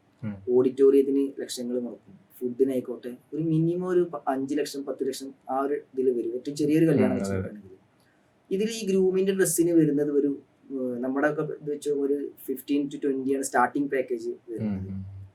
ഇത്ര ഇത് സ്പെൻഡ് ചെയ്യാനില്ല എന്ന് പറയുമ്പോൾ അതിന്റെ ആ ഒരു ഇതെന്താ നമുക്ക് ഇപ്പോഴും മനസ്സിലാവണില്ല. എന്താ വെച്ചാല് അത്രയും വലിയൊരു എക്സ്പെൻസ് വരുന്നത് ശരിക്കും കല്യാണം ആരതാ? ബ്രൈഡിന്റെയും ഗ്രൂമിന്റെയും. അവിടെ ആദ്യം ഞാൻ പറയുമ്പോൾ ഓഡിറ്റോറിയം ബുക്ക് ചെയ്യുന്നതിന്റെ മുന്നേ കല്യാണം ഫിക്സ് ചെയ്യുന്ന സമയത്ത് തന്നെ ഈ ഗ്രൂമിന്റെയും ബ്രൈഡിന്റെയും ഡ്രസ്സിനാണ് നമ്മൾ ഫസ്റ്റ് ഇമ്പോർട്ടൻറ്റ് കൊടുക്കേണ്ടത്. അവരെയാണല്ലോ അന്നത്തെ ഒരു ഇത് കാണുന്നത്. ഇപ്പൊ ഒരു കല്യാണത്തിന്റെ ബാക്കി പത്രം എന്ന് പറയുന്നത് കല്യാണം കഴിഞ്ഞ ഓഡിറ്റോറിയം മുതൽ എല്ലാ കാര്യങ്ങളും ആ ദിവസത്തിന് തന്നെയാണ്. അത് കഴിഞ്ഞാൽ അത് കഴിഞ്ഞു. അതിൽ ബാക്കിയാവും ഫോട്ടോഗ്രാഫിയും വീഡിയോഗ്രാഫിയാണ്. അതിലുണ്ടാവുന്ന ആരാണ്? ഈ ഗ്രൂമിന്റെയും ബ്രൈഡിന്റെയും ഡ്രസ്സും ആ ലുക്കും, അന്നത്തെ ലുക്കുമാണ് മെയിനായിട്ട് ഉണ്ടാവുക. അത് നമുക്ക് ലൈഫ് ടൈം ഉള്ളൊരു സംഭവമാണ്. ആ ഒരു ദിവസത്തിന് ബാക്കിയാവുന്നത് ഈ ഒരു സംഭവമാണ്, ഡ്രസ്സും ഈ ഒരു ലുക്കുമാണ്. ഇതിന് നമ്മൾ ഇമ്പോർട്ടന്റ് കൊടുക്കുന്നില്ല എന്ന് പറയുമ്പോൾ അതെന്താന്ന് ഇപ്പോഴും എനിക്ക് മനസ്സിലായത്. ഓരോരുത്തരുടെ മെന്റാലിറ്റിയാണ്. ഞാൻ നേരത്തെ പറഞ്ഞ പോലെ നമ്മളിപ്പോ റെന്റൽ കാർ എടുക്കുന്നവരുണ്ട്, കാറ് പർച്ചേസ് ചെയ്യുന്നവരുണ്ട്, ബഡ്ജറ്റ് നോക്കുന്നവരുണ്ട്. അത് നമ്മൾ ആരെയും കുറ്റം പറയുന്നില്ല. നമ്മളെപ്പോഴും നമ്മുടെ ബിസിനസ് അപ്ഡേറ്റ് ചെയ്യാൻ വേണ്ടി നോക്കുന്നതല്ല മറ്റുള്ള ബിസിനസ് എങ്ങനെയാണ് അതെന്താ. ഞാൻ അങ്ങനെ നോക്കാറേ ഇല്ല. എന്റെ ബിസിനസ്സിലും എന്റെ സ്കില്ല് എങ്ങനെ ഡെവലപ്പ് ചെയ്യാൻ പറ്റും, എങ്ങനെ ടീമിനെ എങ്ങനെ ബിൽഡ് ചെയ്യാൻ പറ്റും, നമ്മളത് എങ്ങനെ എക്സ്പാൻഡ് ചെയ്യാൻ പറ്റും എന്നതിനെ കുറിച്ചിട്ടാണ് ഞാൻ ഇപ്പോഴും ഫോക്കസ് ചെയ്യുന്നത്. മറ്റുള്ള ബിസിനസ്സുകാരോ മറ്റുള്ളവർ നമ്മളെ പുറകെ വരുന്നുണ്ടോ, കോമ്പറ്റീഷൻ ഉണ്ടോ എന്ന് നോക്കാറേ ഇല്ല. നമ്മൾ നമ്മളെ വഴിക്ക് പോകുന്നതുകൊണ്ട് തന്നെ നമുക്ക് അതിൽ ഒരുപാട് അപ്ഡേഷൻ ഉണ്ട് എന്നാണ് ഞാൻ വിശ്വസിക്കുന്നത്. മനസ്സിലായി. ഇനി നമുക്ക് വെഡിങ് ഒന്ന് മാറ്റി വെച്ച് ഞാൻ മനസ്സിലാക്കുന്നത് ശരി ഇതേ രീതിയിൽ തന്നെ പേഴ്സണൽ കോസ്റ്റ്യൂമിലും നല്ല ഫോക്കസ് ചെയ്യുന്നുണ്ട്. അത്യാവശ്യം നല്ല ഒരു വിധം ആൾക്കാരൊക്കെ പേഴ്സണൽ കോസ്റ്റ്യൂം ഹാൻഡിൽ ചെയ്യുന്നുണ്ട് എന്നുള്ളത് മനസ്സിലാക്കുന്നുണ്ട്. അതെങ്ങനെ ഷെബി സെപ്പറേറ്റ് ഒരു ബ്രാൻഡ് ആക്കിയിട്ടാണ് ക്രിയേറ്റ് ചെയ്യുന്നത്, അല്ലെങ്കിൽ ഇതിന്റെ അണ്ടറിൽ തന്നെ ആണോ, അല്ലെങ്കിൽ അത് എത്രത്തോളം അത് വളർന്നിട്ടുണ്ട് എന്നൊന്ന് പറയോ? ശരിക്കും പറഞ്ഞാല് നമ്മള് ഫസ്റ്റ് ഇപ്പൊ ഞാൻ സ്റ്റാർട്ട് ചെയ്ത് സത്യം ഈ ടൈലറിംഗ് നിന്ന് കഴിഞ്ഞ് വന്ന് പിന്നെ പേഴ്സണൽ കോസ്റ്റ്യൂം സ്റ്റൈലിംഗ് കൺസൾട്ടിങ് ഒക്കെയാണ് ചെയ്തത്. അതിനാണ് പിന്നെ വെഡിങ്ങിലേക്ക് രണ്ട് പാർട്ടായിട്ട് തന്നെ പോകുന്നത്.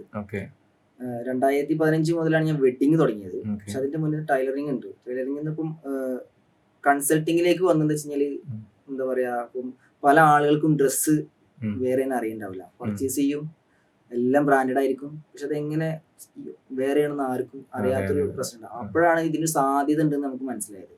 കൺസൾട്ടിങ് ഞാൻ ചെറുപ്പം മുതലേ ഈ ഡ്രസ്സ് നന്നായിട്ട് ഇഷ്ടം കൊണ്ട് തന്നെയാണ് ചെറുപ്പം മുതൽ നല്ല ഡ്രസ്സുകൾ, ഷൂ ആണെങ്കിലും ചെറുപ്പം സൈഡിന് വേണ്ട ആക്സസറീസ് ആണെങ്കിലും ഞാൻ ഒരു പ്രോപ്പർ മാച്ചിങ് ചെയ്തിട്ട് ഞാൻ ചെറുപ്പം മുതൽ ചെയ്യാറുണ്ട്. അപ്പോൾ നമുക്ക് ഇവിടെ ഒരു പ്ലാറ്റ്ഫോം ഉണ്ടെന്ന് മനസ്സിലായതുകൊണ്ട് തന്നെ ഞാൻ പതുക്കെ അതിലേക്ക് അപ്ഡേറ്റ് ചെയ്തതാണ്. ഞാൻ പറഞ്ഞു ഓരോ സമയത്ത് നമുക്ക് തോന്നുന്ന ഒരു ഇതാണ്, കാരണം സാധ്യത ഉണ്ട് എന്ന് പറയുമ്പോൾ അതിലേക്ക് വരും. ഇപ്പൊ നമ്മൾ ഒരുപാട് പേർക്ക് പേഴ്സണൽ കോസ്റ്റ്യൂം കൺസൾട്ടിങ് ചെയ്യുന്നുണ്ട്. അവരുടെ കംപ്ലീറ്റ് പാക്കേജ് ആണ്. കസ്റ്റമർക്ക് ചോയ്സ് ഇല്ല. നമ്മുടെ മെയിൻ ഇതെന്ന് പറയുന്നത് കസ്റ്റമർക്ക് ഒന്നിനും ചോയ്സ് ഇല്ല. അതിന്റെ എക്സാമ്പിൾ പറയുകയാണെന്നുണ്ടെങ്കിൽ ഇപ്പം പല ഇതുണ്ട്. കാരണം എല്ലാത്തിലും ഇപ്പൊ ഒരു വീടിന്റെ ഇന്റീരിയർ ചെയ്യുമ്പോൾ അതിനൊരു വശമുണ്ട്. അപ്പോൾ ഒരു മോഡേൺ വീടിന്റെ ഒരു ഇന്റീരിയർ ഉണ്ട്, അതിലേക്ക് എപ്പോഴും ഒരു ട്രഡീഷണൽ വീടിന്റെ ആക്സസറീസ് അതിലേക്ക് പോകില്ല. സോഫ ആണെങ്കിലും അതേപോലത്തെ പല സംഭവങ്ങളും ഈ മോഡേൺ വീടിന്റെ സംഭവങ്ങൾ ഇതിലേക്കും പോകില്ല. അതിലൊന്നും ആരും കയറി ഇടപെടുന്നില്ല. അതേപോലത്തെ ഒരു സംഭവം തന്നെയാണ് ഡ്രസ്സ് എന്ന് പറയുന്നത്. ഡ്രസ്സ് നമ്മളിത് ഒരുപാട് വർഷമായിട്ട് നമ്മൾ സ്റ്റഡി ചെയ്ത് നമ്മൾ ഫാബ്രിക് ആണെങ്കിലും ഇതിന്റെ ഫിറ്റിംഗ്സ് ആണെങ്കിലും വരുന്ന കസ്റ്റമർ അവരെക്കാളും കൂടുതൽ കാണുന്നത് നമ്മളാണ്. ഇത് നമ്മൾ എക്സ്പേർട്ട് ആയതുകൊണ്ടാണ് നമ്മൾ ഈ ബിസിനസ് ചെയ്തുകൊണ്ടിരിക്കുന്നത്. അപ്പോൾ വരുന്ന കസ്റ്റമറോട് ഞാൻ ആദ്യം പറയുന്നത് എന്താ വെച്ച് കഴിഞ്ഞാൽ, നിങ്ങൾക്ക് വേണ്ട ഏറ്റവും നല്ല ഔട്ട്ലുക്ക് നമ്മൾ തരും. അവർ ചൂസ് ചെയ്യുന്നതായിരിക്കും ചിലപ്പോൾ അവർക്ക് നന്നായിക്കൊള്ളുന്നില്ല. അപ്പം ഞാനിപ്പോൾ കൊടുക്കുന്നത് ചിലപ്പോൾ കംപ്ലീറ്റ് കൺസൾട്ടിങ് ആണ്. ഒരു കസ്റ്റമൈസേഷൻ എന്നുള്ളതിനേക്കാൾ ഉപരി നമ്മളൊരു പേഴ്സണൽ കോസ്റ്റ്യൂം കൺസൾട്ടിങ് അല്ലെങ്കിൽ പേഴ്സണൽ വെഡിങ് കൺസൾട്ടിങ് ആണ് നമ്മൾ ചെയ്യുന്നത്. കൺസൾട്ടിങ് എന്നുള്ളതാണ് പറയാൻ എനിക്ക് കൂടുതൽ താല്പര്യം. അപ്പോൾ ഇത് നമ്മൾ കൂടുതൽ ബിസിനസ് മാൻമാരാണല്ലോ ചെയ്യുന്നത്, ബിസിനസ് ആൾക്കാരാണല്ലോ ചെയ്യുന്നത് അല്ലേ? അപ്പോൾ അങ്ങനെ വരുമ്പോൾ ശരിക്കും ഒരു ബിസിനസ് ഓണർ അല്ലെങ്കിൽ ബിസിനസ് മാൻ്റെ ഒരു ഒരു നമുക്ക് ഫസ്റ്റ് ഇംപ്രഷൻ എന്ന് പറയുന്ന കേസ് ഉണ്ടല്ലോ. ഒരു ഡ്രസ്സിങ് തന്നെയാണ് അയാൾ ഒരു ഔട്ട്ലുക്ക് തന്നെയാണ് അയാൾ ഫസ്റ്റ് ഇംപ്രഷൻ അയാൾ എക്സ്പ്രസ് ചെയ്യുന്നത്. അപ്പോൾ അത് ശരിക്കും ഒരു സ്റ്റൈലിസ്റ്റിന്റെ റോള് ഭയങ്കര ഇമ്പോർട്ടൻ്റ് ആണ്. അപ്പോൾ നമുക്ക് നിങ്ങൾ പറഞ്ഞ പോലെ തന്നെ ഒരുപാട് ഞാൻ കാണാറുണ്ട്. ചിലപ്പം ഷർട്ടും പാൻറ്റായിട്ടുള്ള മാച്ചിങ് ഇല്ല, അതല്ലെങ്കിൽ ബെൽറ്റ് ടിഷ്യൂ ഉള്ള മാച്ചിങ്, അല്ലെങ്കിൽ സ്പെക്സ് വെക്കുന്ന ആളോ അല്ലെ വാച്ച് വേറെ ചെയ്യുന്ന ആളാണെങ്കിൽ അതിന്റെ ഒരു മാച്ചിങ് നോക്കാന്നല്ലോ.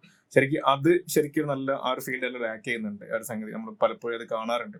ഞാനും അത് ഒരു പരിധി വരെ ഫോളോ ചെയ്യുന്ന ആളാണ്.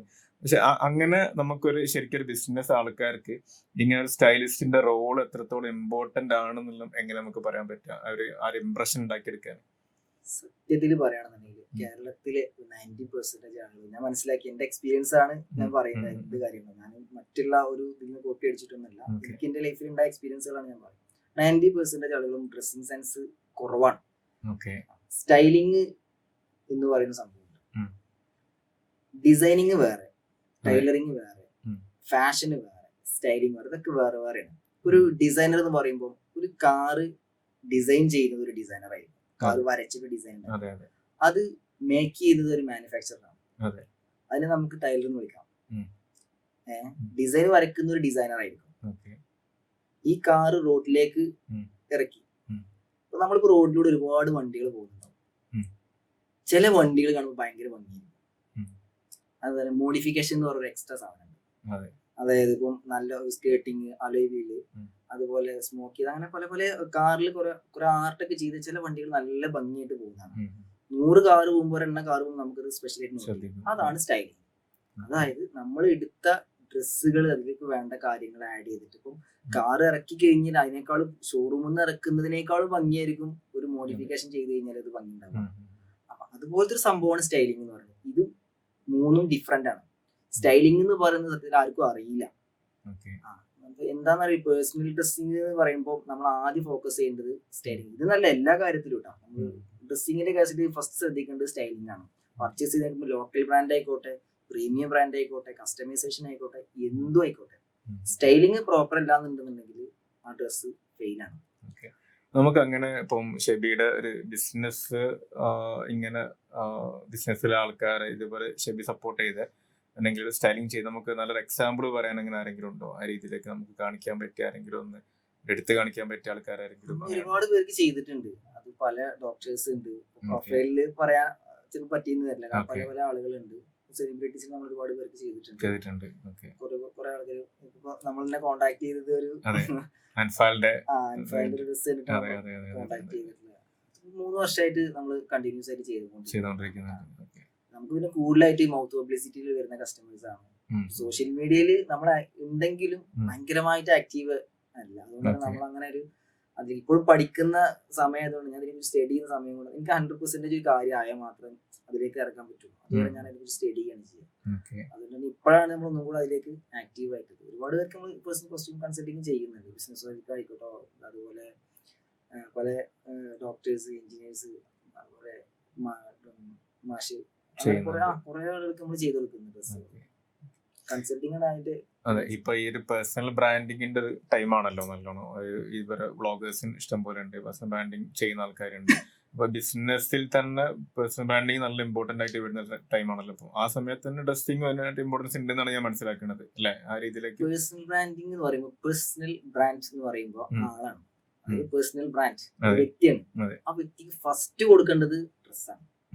പേഴ്സണൽ ബ്രാൻഡിങ്ങിന്റെ ഫസ്റ്റ് നമ്പർ 1 എന്ന് പറയുന്നത് ഡ്രസ്സാണ്. ഡ്രസ്സാണ് നമ്മൾ ഫസ്റ്റ് കൊടുക്കേണ്ടത്. സ്റ്റാൻഡ് ഔട്ട് ചെയ്ത് നിൽക്കണം എന്നുണ്ടെന്നുണ്ടെങ്കിൽ നമ്മൾ സ്റ്റൈലിംഗ്, ആ നല്ല പ്രോപ്പർ ആയിട്ടുള്ള സ്റ്റൈലിംഗ്, അത് നല്ല നല്ല ഡ്രസ്സുകൾ, അതാണ് ഫസ്റ്റ് ചെയ്യുമ്പോൾ. ഔട്ട്ലുക്ക് ക്രിയേറ്റ് ചെയ്ത് സെറ്റ് ചെയ്തതിന് ശേഷമാണ് പിന്നെ നമുക്ക് അവരുടെ ബിസിനസ് ആണെങ്കിലും മറ്റുള്ള കാര്യങ്ങളും സംസാരിക്കേണ്ടത്. അതിൽ പലരും എന്തുകൊണ്ടാണ് ആളുകൾ അതിനെ കുറിച്ച് ശ്രദ്ധിക്കുക? ഒന്നാമത് എന്താ വെച്ച് കഴിഞ്ഞാല്, അത് പറഞ്ഞു കൊടുക്കാൻ ഇവിടെ ഒരു ആളില്ല എന്നുള്ളൊരു ആ ഒരു സ്പേസ് ഇവിടെ എപ്പോഴും ഉണ്ട്. എല്ലാത്തിനും ആളുകളുണ്ട്. എല്ലാ മേഖലകളിലും അപ്ഡേറ്റ് ചെയ്ത് വന്നിട്ടുണ്ട്. ഞാൻ മനസ്സിലാക്കിയത് ടൈലേഴ്സ് അപ്ഡേറ്റ് ചെയ്തില്ല എന്നുള്ളത് കൊണ്ടാണ് ഈ മേഖല താഴോട്ട് പോകുന്നതിന്റെ കാരണം ഇത് അറിയുന്ന ആളുകളും ഫാബ്രിക്കിനെ കുറിച്ച് അറിയുന്ന ആളുകളും ഏറ്റവും കൂടുതൽ അറിയുന്നത് ടൈലേഴ്സ് ആണ് ഇത് പറയേണ്ടത്. പുറത്തുനിന്ന് ഒരാൾക്ക് വന്നിട്ട് ഇത് പറഞ്ഞു കൊടുക്കാൻ കഴിയില്ല. സ്റ്റൈലിങ്ങിനെ കുറിച്ചിട്ടാണ്, ഫാബ്രിക്കിനെ കുറിച്ചിട്ടാണ്. അപ്പം അവര് കംഫർട്ട് സോണിൽ ഇരുന്നു. ടൈലേഴ്സ് അവര് കുറ്റം പറയല്ല, ഫാബ്രിക് വരുന്നു, കസ്റ്റമൈസേഷൻ സ്റ്റിച്ച് ചെയ്ത് കൊടുത്തു, ആ ഒരു ലെവലിൽ ഇരുന്നുകൊണ്ട് തന്നെ അപ്ഡേറ്റ് ചെയ്യാത്തത് കൊണ്ടാണ്. ഏത് ബിസിനസ് ആയിക്കോട്ടെ, ഇന്റർനാഷണൽ കമ്പനികൾ, ഇപ്പം നോക്കിയ, BPL അങ്ങനെ വലിയ വലിയ കമ്പനികളൊക്കെ അപ്ഡേറ്റ് ചെയ്യുന്നത് താഴെ പോയി എന്ന് പറഞ്ഞ പോലെ ഒരു എക്സാമ്പിൾ ആണ്. ടൈലേഴ്സ് അപ്ഡേറ്റ് ചെയ്തില്ല എന്നുള്ളതാണ് ഇതിന്റെ മെയിൻ ആയിട്ട് ഞാൻ മനസ്സിലാക്കിയത്. ഞാൻ ടൈലറായി വന്ന ഒരാളായതുകൊണ്ട് തന്നെ എനിക്ക് മനസ്സിലായത് ടൈലേഴ്സ് അപ്ഡേറ്റ് ചെയ്തില്ല, അത് പറഞ്ഞു കൊടുക്കുന്ന ഇവിടെ ഒരു സ്പേസ് ഇല്ല. ആ ഒരു സ്പേസിലേക്കാണ് ഞാൻ പതുക്കെ അപ്ഡേറ്റ് ചെയ്ത് വന്നത്. അത് നല്ല സാധ്യത ഉണ്ട് എന്നുള്ളത് മനസ്സിലായിട്ടുണ്ട്. കാരണം നമ്മള് ചെയ്തപ്പോഴും നമുക്ക് പല എൻക്വയറീസ് പിന്നെയും വരുന്നത് നമ്മൾ ഇഷ്ടപ്പെടുന്നതുകൊണ്ടാണ്. ഫാബ്രിക്കിന്റെ കാര്യങ്ങൾ നമ്മൾ ഡീറ്റെയിൽ ആയിട്ട് പറഞ്ഞു കൊടുക്കും. പിന്നെ സ്റ്റിച്ചിങ്ങിലാണെങ്കിലും കോംപ്രമൈസ് ചെയ്യില്ല, ഫിറ്റിംഗ്സിലാണെങ്കിലും കോംപ്രമൈസ് ചെയ്യില്ല. കസ്റ്റമർ ഹാപ്പി എന്താണോ അതിന് വേണ്ടിയിട്ട് ഞാൻ ഏറ്റവും വരെ പോകും. ഇപ്പോഴും നമ്മൾ അങ്ങനെ ചെയ്തുകൊണ്ടിരിക്കും. ഞാൻ ഡയറക്റ്റ് തന്നെ കസ്റ്റമേഴ്സിനെല്ലാം ഞാൻ ഡയറക്റ്റ് ഡീൽ ചെയ്യാനാണ് പേഴ്സണൽ കോസ്റ്റ്യൂം. ഇപ്പൊ നമ്മള് ഇപ്പൊ ഷെബി ഇത്രത്തോളം പറഞ്ഞ ബിസിനസ് മാൻമാർ ഇത് ചെയ്യുന്ന കാര്യങ്ങളൊക്കെ, അപ്പോൾ ശരിക്കും ഷെബിയുടെ പോയിന്റ് ഓഫ് വ്യൂല് ഒരു ബിസിനസ് ഓൺ ചെയ്യുന്ന ആൾക്കാർ അവരെന്തായാലും ഈ ഒരു കാലത്ത് എന്തായാലും ഫ്രണ്ടിലേക്ക് വരണം. പണ്ടുള്ള പോലെ ബാക്ക് എൻഡിൽ തന്നെ വർക്ക് ചെയ്യാൻ പറ്റിക്കൊള്ളുന്നില്ല. അതെ ആ ഒരു ലെവലിലേക്ക് ഇപ്പോൾ ചെയ്തുകൊണ്ടിരിക്കുന്ന ആൾക്കാർ വരുത്തുന്ന മിസ്റ്റേക്സ് ഉണ്ടാവില്ല. അപ്പോൾ അവരെന്തായാലും ഒരുപാട് മിസ്റ്റേക്സ് അവർ ചെയ്യുന്നുണ്ടാവും. അങ്ങനത്തെ ആൾക്കാർക്ക് നമുക്ക് എന്താ ഒരു അഡ്വൈസ് കൊടുക്കാൻ പറ്റുക? അങ്ങനത്തെ ആൾക്കാർ അവരെ ഓവർകം ചെയ്ത് വരാൻ എന്ത് അഡ്വൈസ് നമുക്ക് കൊടുക്കാൻ പറ്റും? ഈ ഡ്രസ്സിംഗ് സെൻസിനെ കുറിച്ചാണ് ചോദിക്കുന്നത് കേട്ടോ. ഡ്രസ്സിംഗ് സെൻസ് രണ്ട് രീതിയിലുണ്ട്. ചില ആൾക്ക് ജനറ്റിക്കലി കിട്ടുന്ന ഒരു സംഭവമുണ്ട്, ചിലർക്ക് അതൊരു ഡ്രസ്സിംഗ് സെൻസ് ആയിട്ട് കിട്ടുന്നവരുണ്ട്. 100% ആയിക്കോളുന്നില്ല. എനിക്ക് പേഴ്സണലി ചെറുപ്പത്തില് കിട്ടിയിട്ടുള്ള ഒരു സംഭവം എനിക്ക് തോന്നിയത് അതാണ്. കാരണം അതുകൊണ്ട് പിന്നെ അത് ആ ഒരു ആഗ്രഹത്തിന്റെ പുറത്തും കൂടെ ഞാനിങ്ങനെ അപ്ഡേറ്റ് ചെയ്ത് വരാൻ കഴിഞ്ഞത്. അഡ്വൈസ് എന്ന് പറയുമ്പോൾ പിന്നെ ചെയ്യേണ്ടതെന്ന് വെച്ചാല് നമ്മള് ഇതുപോലത്തെ ഒരു സ്റ്റൈലിസ്റ്റ് അല്ലെങ്കിൽ ഡിസൈനറോട് നമ്മൾ അതിനെ കുറിച്ച് ചോദിക്കാം. നമുക്ക് ഡ്രസ്സ് ചെയ്യാൻ അറിയില്ലെങ്കിലോ അല്ലെങ്കിൽ ഇപ്പൊ എനിക്ക് ഇത് മാത്രമേ അറിയുള്ളൂ, എനിക്ക് വേറെ ഒരു വീടിന്റെ ഇന്റീരിയർ ആയിക്കോട്ടെ, ഒരു കാറിന്റെ വർക്ക് ആയിക്കോട്ടെ, വേറെ ഒന്നിനെ കുറിച്ചിട്ടും നമുക്ക് കൂടുതൽ അറിയില്ല. അപ്പൊ നമ്മൾ അത് അറിയുന്ന ഒരാളോട് ചോദിക്കുക എന്നുള്ളതാണ് അതിന്റെ. ഇപ്പൊ നമുക്കൊരു കേസിന്റെ കാര്യം വന്നു അല്ലെങ്കിൽ ഒരു അസുഖം വന്നു, അപ്പൊ നമുക്ക് അതിൻ്റെതായ ആളുകളടുത്ത് പോകുമല്ലോ. എല്ലാത്തിനും നമുക്ക് ആളുകളുണ്ട്. ഇപ്പൊ ഒരു വീടിന്റെ പണി വരുമ്പോൾ എല്ലാത്തിനും നമ്മളെ ഒരു പെയിന്റർ, ഒരു പ്ലാസ്റ്ററിംഗ് ആണെങ്കിലും ടൈൽ വർക്ക് ആണെങ്കിലും എല്ലാവരും അതിൻ്റെതായ ആൾക്കാരെ നമ്മൾ സെൽഫായിട്ട് ചെയ്യുന്നല്ല. ശരിക്കും ഏറ്റവും കൂടുതൽ ഇമ്പോർട്ടന്റ് കൊടുക്കുന്നതാണ് ഡ്രസ്സിംഗ് എന്ന് പറയുന്നത്. ഈ ഡ്രസ്സിംഗിൽ എന്തുകൊണ്ട് ആളുകൾ ഇതിലേക്ക് പോകുന്നില്ല? അതില് ഞാൻ പറഞ്ഞു ടൈലേഴ്സ് അപ്ഡേറ്റ് ചെയ്തില്ല, അവൈലബിലിറ്റി ഇല്ല. കാരണം അത് ആരോട് ചോദിക്കും എന്നുള്ള ഒരു സംഭവം ആ സ്പേസ് ഇവിടെ ഉണ്ട്. മറ്റുള്ള എല്ലാ മേഖലകളും വളർന്നുകൊണ്ടിരിക്കുന്നുണ്ട്, എല്ലാത്തിനും ആളുകളുണ്ട്. ഇല്ലാത്തതുകൊണ്ടായിരിക്കും അങ്ങനെ സംഭവം. അപ്പൊ അതുപോലത്തെ ഒരാളെടുത്ത് പോവാന്നുള്ളത് തന്നെ, ഒരു സ്റ്റൈലിസ്റ്റിനെ കാണുക, നമുക്കറിയാത്ത പണി വേറെ ആളെ ഏൽപ്പിക്കുക, അതിൽ കൂടെ അഭിപ്രായം പറയാണ്ടിരിക്കുക. ആ ഒരു ടൈലേഴ്സും അപ്ഡേറ്റ് ചെയ്യണം എന്നാണ് ഞാൻ പറയുന്നത്. കാരണം കസ്റ്റമർ വരുമ്പോൾ കസ്റ്റമർക്ക് ചോയ്സിന് പകരം ഇപ്പോൾ ടെക്സ്റ്റൈൽസിലായിക്കോട്ടെ, ജെൻസ് വെയറിലായിക്കോട്ടെ, എല്ലാ മേഖലകളിലും ഇനി സെയിൽസ്മാൻ എന്ന് പറയുന്ന സംഭവം ഒഴിവാക്കണം. ഞാൻ പറയുന്നത് അവിടെയൊക്കെ നമ്മൾ ആ ഒരു സ്പേസിലേക്ക് നമ്മൾ ഒരു സ്റ്റൈലിസ്റ്റിനെ അപ്പോയിന്റ് ചെയ്യണം. ഒരു ജെൻസ് ഷോപ്പിലേക്ക് പോകുമ്പോൾ ഒരു കസ്റ്റമർ വരുമ്പോൾ അവർക്ക് ഇഷ്ടപ്പെട്ട സാധനം കൊടുക്കുന്നതിന് പകരം അവർക്ക് മാച്ചായ സാധനം, ഒരു നമ്മളിപ്പോ ഒരു കസ്റ്റമർ വന്ന് ആ കസ്റ്റമർ ഇങ്ങനെ ഷെൽഫിൽ അത് എടുക്കുന്ന പറഞ്ഞതിന് പകരം സാർ ഇന്ന് ഇട്ട് വെക്കും, ഇതിലേക്ക് ഈ പാന്റ് ഒന്ന് പെയർ ചെയ്തു, ഒരെണ്ണം എടുക്കാൻ വന്നാൽ 10 എടുത്തിട്ട് പോകും. കാരണം അത് ആ ലുക്കിൽ നമ്മൾ ചെയ്തത് എന്റെ എക്സ്പീരിയൻസ് ആണ് പറയുന്നത്. നമ്മൾ ചെയ്തിട്ടുള്ള ഇത് വെച്ചിട്ട് എല്ലാ മേഖലയിലും.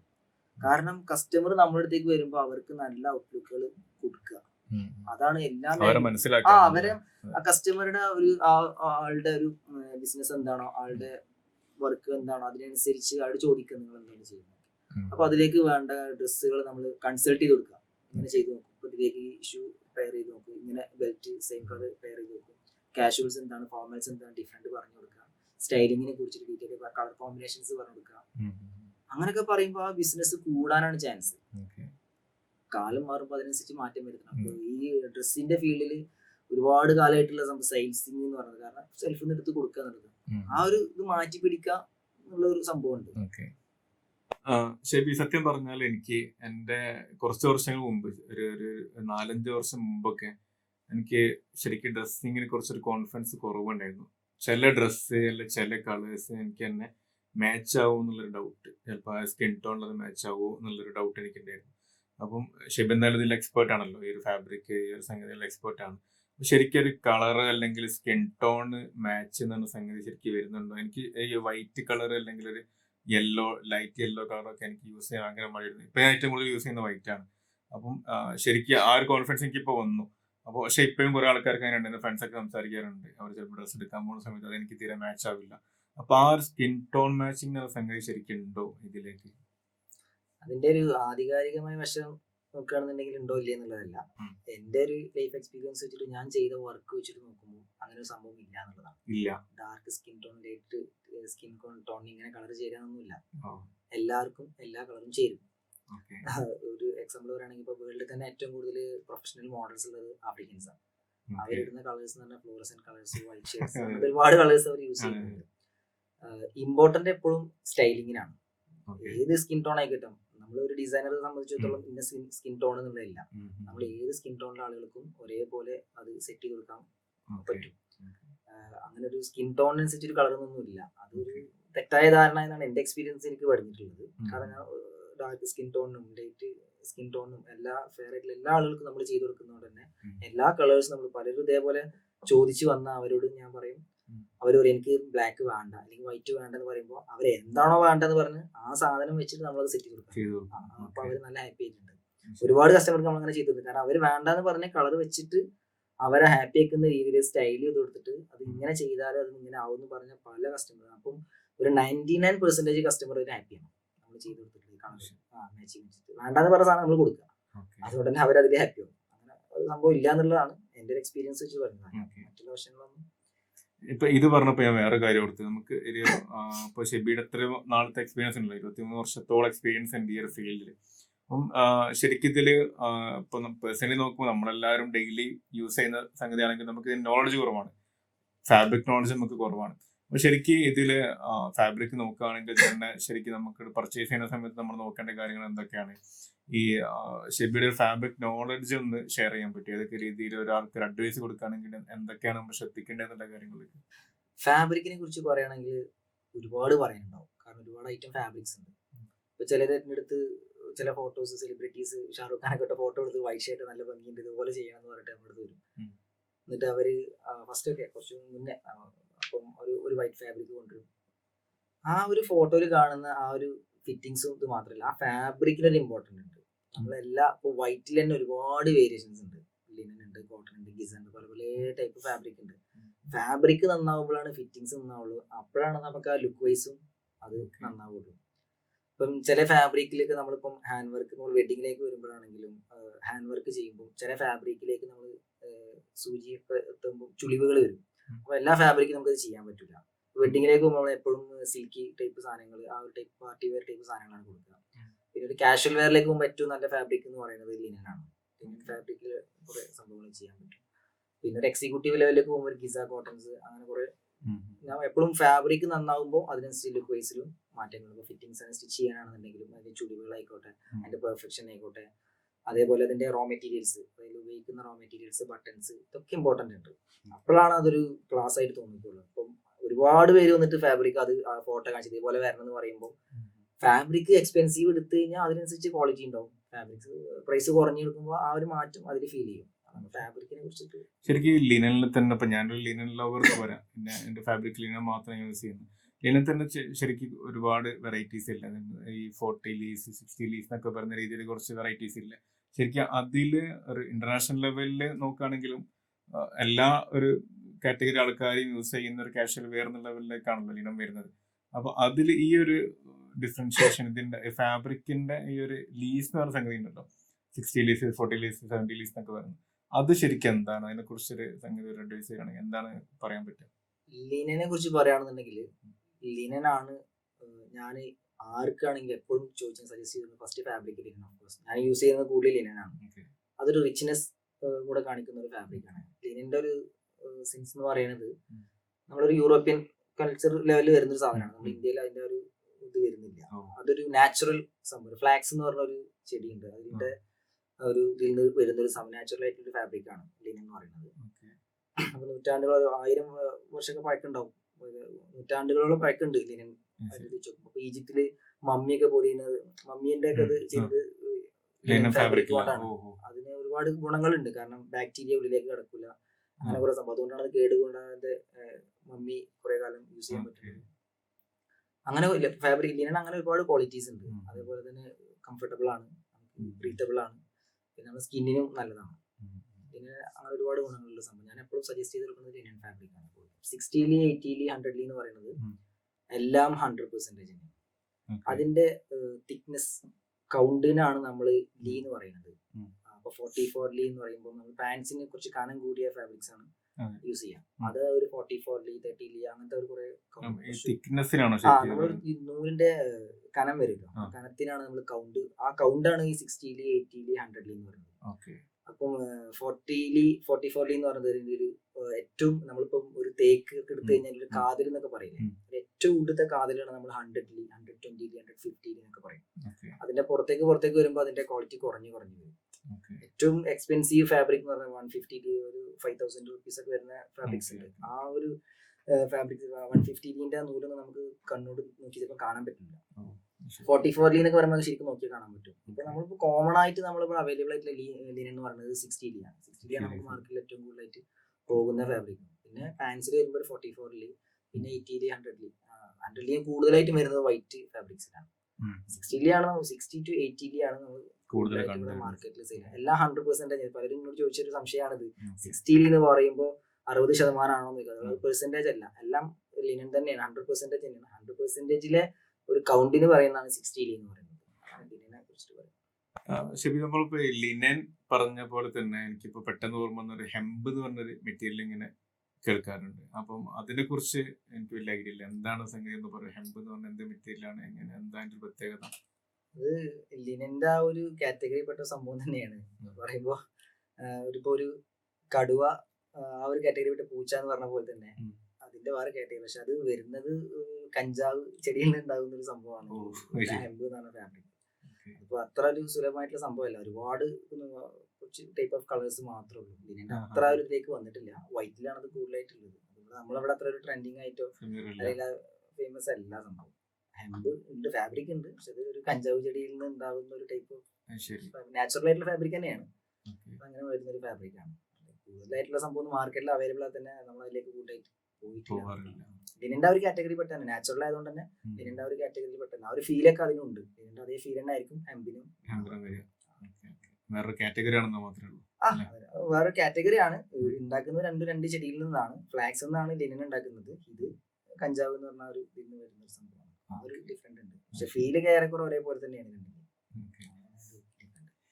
പിന്നെ ഇനി ഞാൻ ശരിക്കും ഷെബിയുടെ അടുത്തേക്ക് വരുന്ന സമയത്ത് ഞാൻ പ്രതീക്ഷിച്ചത് ഷെബി ഒന്നെങ്കിൽ ഒരു ഫാഷൻ ടെക്നോളജി അല്ലെങ്കിൽ നിഫ്റ്റി എന്ന് പാസ് ഔട്ട് ആയ ആ ലെവലിലേക്കാണ് എക്സ്പെക്ട് ചെയ്തിരുന്നത്. പിന്നീട് കൂടുതൽ മനസ്സിലാക്കിയപ്പോഴാണ് മനസ്സിലാക്കാൻ പറ്റിയത് ഷെബി ഒന്നും പഠനത്തിലേക്ക് തീരെ പോകാത്ത ഒരാളാണ്. 10ാം ക്ലാസ് വരെ പഠിച്ചിട്ടുള്ളൂ എന്നുള്ള സംഗതി. അപ്പോൾ എങ്ങനെയാണ് ശരിക്ക് ഒരു കുറഞ്ഞ ഒരു പഠന നിലവാരം വെച്ചിട്ട് ഇത്രയും ഹൈ ലെവലിലേക്ക് ഒരു ബ്രാൻഡ് എത്തിക്കാനും ശരിക്കും ഇങ്ങനെ റീച്ച് ചെയ്യാൻ എങ്ങനെ സാധിച്ചെങ്ങനെയാണ് ശരിക്കും? അത് ഡെഡിക്കേഷൻ തന്നെയാണ് അതിന്റെ മെയിൻ ആയിട്ട്. ഇപ്പം നമ്മൾ പഠിച്ചിട്ട് വേറെ ജോലിയിലേക്ക് പോയാൽ നമുക്ക് അതാവാൻ പറ്റും. ഇപ്പൊ നിഫ്റ്റി പഠിച്ചിട്ട് ഫാഷൻ ഡിസൈനിങ് പഠിച്ച് വേറെ ജോലി ചെയ്തിട്ടുണ്ടെങ്കിൽ നമുക്ക് ഇതൊന്നും എത്താൻ പറ്റും. എല്ലാത്തിന്റെ അടിസ്ഥാനം എന്ന് പറയുന്നത് ഉറച്ചു നിൽക്കുക എന്നുള്ളതാണ്. നമ്മള് ഒരു കാര്യത്തിൽ ഫോക്കസ് ചെയ്തതിലേക്ക് ഇറങ്ങി കഴിഞ്ഞത് കംപ്ലീറ്റ് ചെയ്യുക എന്നുള്ളതാണ്. ഞാൻ പഠിക്കാണ്ട് അതിൽ അപ്ഡേറ്റ് ചെയ്ത് വന്നു. നമ്മളെ നോളജ് വെച്ചിട്ട് ഞാൻ ഓരോ സ്റ്റെപ്പ് നമുക്ക് എല്ലാ ഓപ്പർച്യൂണിറ്റീസും ഇന്നിപ്പം സോഷ്യൽ മീഡിയയിലായിക്കോട്ടെ എല്ലായിടത്തും നമുക്ക് അതിന്റെ അവൈലബിലിറ്റി. പിന്നെ ഞാനൊരു ഫീൽഡിൽ നിൽക്കുമ്പോൾ അതിന്റെ പുതിയ അറിവുകൾ നമുക്ക് വരും. ഇപ്പം ടൈലറിങ്ങിലെ ബേസ് തുടങ്ങുമ്പോൾ അവിടെ തന്നെയാണ് ഫാബ്രിക്കുകൾ വരിക. പിന്നെ നമ്മുടെ മൈൻഡ് ഫുള്ള് അതിലേക്കായിരിക്കും വരിക. സ്റ്റിച്ചിങ്ങിന്റെ ആയിക്കോട്ടെ, ത്രെഡുകളായിക്കോട്ടെ, ബട്ടൺസ്, അതിന്റെ ടോപ്പ് ലെവലിലേക്ക് ഞാൻ എപ്പോഴും അതിന്റെ ഏറ്റവും ടോപ്പ് കാര്യങ്ങളായിട്ടാണ് കൂടുതലായിട്ട് ഞാൻ അപ്ഡേറ്റ് ചെയ്തത്. ഫാബ്രിക്, നല്ല ക്വാളിറ്റി ഫാബ്രിക്കുകൾ, എന്താണ് മാർക്കറ്റിൽ പുതിയതായിട്ട് ഇറങ്ങുന്നത്, ആ ഒരു അപ്ഡേഷൻ തന്നെയാണ് എനിക്ക് ഒന്ന് മാറാൻ കഴിഞ്ഞെന്നുള്ളത്. മാർക്കറ്റിൽ എന്താ വെച്ച് കഴിഞ്ഞാൽ മറ്റാരും പോവാത്ത വഴിയിലൂടെ നമ്മൾ പോയിട്ടുണ്ട് എന്നുള്ളതാണ്. അപ്പം ഞാൻ എൻ്റെ ഒരു പേഴ്സണൽ എക്സ്പീരിയൻസ് പറയുകയാണെന്നുണ്ടെങ്കിൽ ഒരു ഫാബ്രിക് കണ്ടു കഴിഞ്ഞാൽ ആദ്യം പർച്ചേസ് ചെയ്യും. അത് പർച്ചേസ് ചെയ്ത് ഞാൻ അത് യൂസ് ചെയ്തിട്ട് അതിന്റെ ഫീൽ എന്താ നമ്മൾ മനസ്സിലാക്കും. ഞാൻ തന്നെ സ്റ്റിച്ച് ചെയ്യും, ഞാൻ തന്നെ അത് വെയർ ചെയ്യും. എന്നിട്ട് അതിന്റെ ഫീൽ മനസ്സിലാക്കിയിട്ട് നമ്മളത് വേറെ ആൾക്ക് സജസ്റ്റ് ചെയ്ത് കൊടുക്കുള്ളൂ.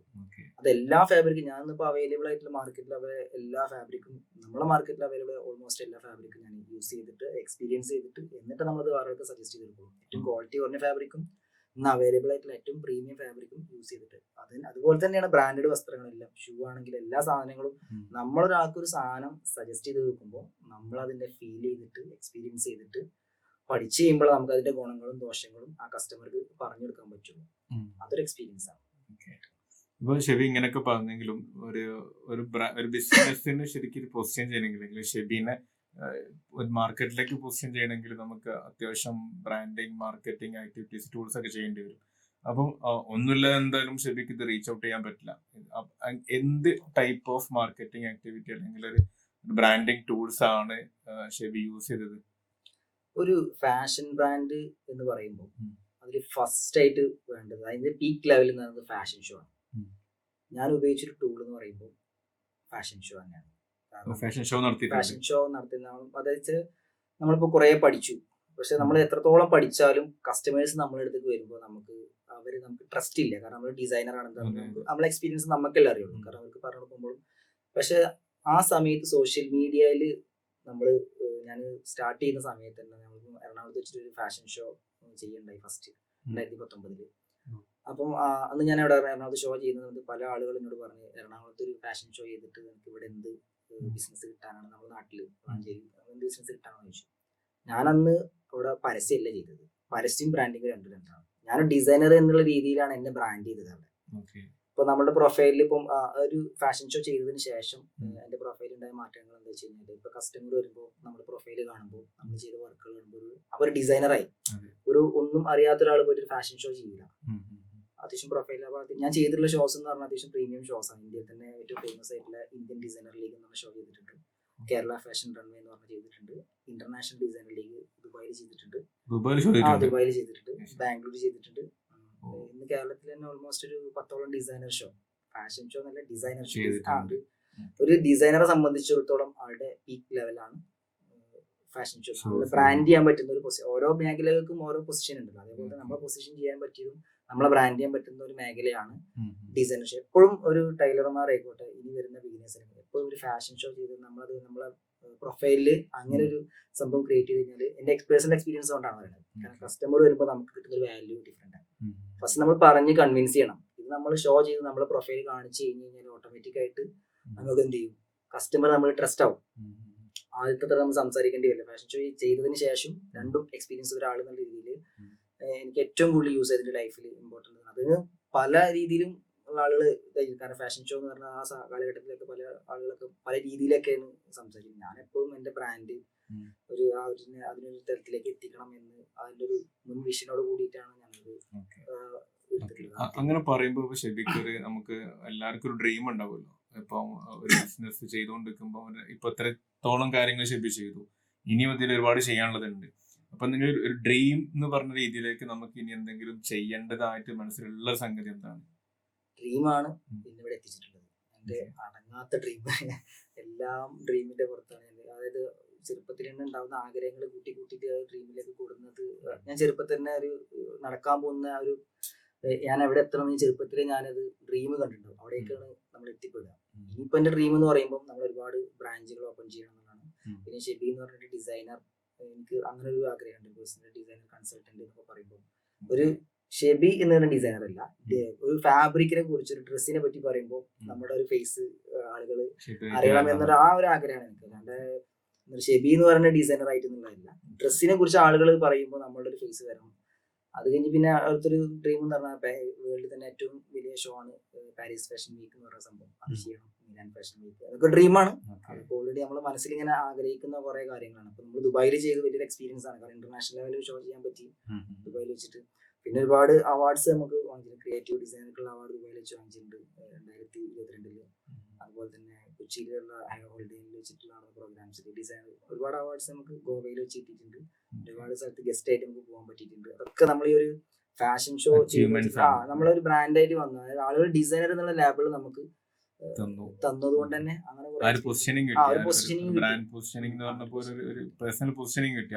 അതുപോലെ തന്നെ നമുക്ക് ഈ ഒരു ഇതുകൊണ്ട് ഒരുപാട് വേറെയും ഗുണങ്ങൾ ഉണ്ടായിരുന്നു. നമ്മളെല്ലാ ആളുകളുടെ ഇടയിൽ നമുക്കൊരു പരിഗണന കിട്ടും. എത്ര വലിയ ഉന്നത പൊസിഷനിൽ ഇരിക്കുന്ന ആളുകളുടെ ഇടയിലേക്ക് നമുക്ക് ഡയറക്റ്റ് എൻട്രി കിട്ടും. അതാണ് നമ്മളെ, കാരണം അവരെ ഡ്രസ്സ് ചെയ്ത് കൊടുക്കുന്ന ആൾ എന്ന് പറയുമ്പോൾ നമുക്കൊരു സെലിബ്രിറ്റി തന്നെ അവർ നമുക്ക് തന്നിട്ടുണ്ട്. ഒരുപാട് ആളുകൾ എനിക്ക് എല്ലാ പേഴ്സണൽ എക്സ്പീരിയൻസ് ആണ്. കാരണം അവരെ ഒരുക്കുക എന്നുള്ളത് അവർക്ക് ഭയങ്കര ഇമ്പോർട്ടന്റ് ആയിട്ടുള്ള ഒരു കാര്യമായതുകൊണ്ട് തന്നെ നമ്മളെ പല സ്ഥലങ്ങളിലും നമുക്ക് ഭയങ്കര പരിഗണനകൾ കിട്ടിയിട്ടുണ്ട്. കാരണം ഡിസൈനർ എന്ന് പറയുമ്പോൾ മറ്റ് പഠിച്ചിട്ടും വലിയ വലിയ പൊസിഷനിൽ എത്തുന്ന ആളുകൾക്ക് കിട്ടാത്ത ചില സംഭവങ്ങൾ എനിക്ക് പേഴ്സണൽ എക്സ്പീരിയൻസ് ഉണ്ട്. അങ്ങനെ കുറെ കിട്ടിയത് അതൊക്കെ നമ്മൾ ഒരുപാട് സന്തോഷം തന്നുള്ള കാര്യങ്ങളാണ്.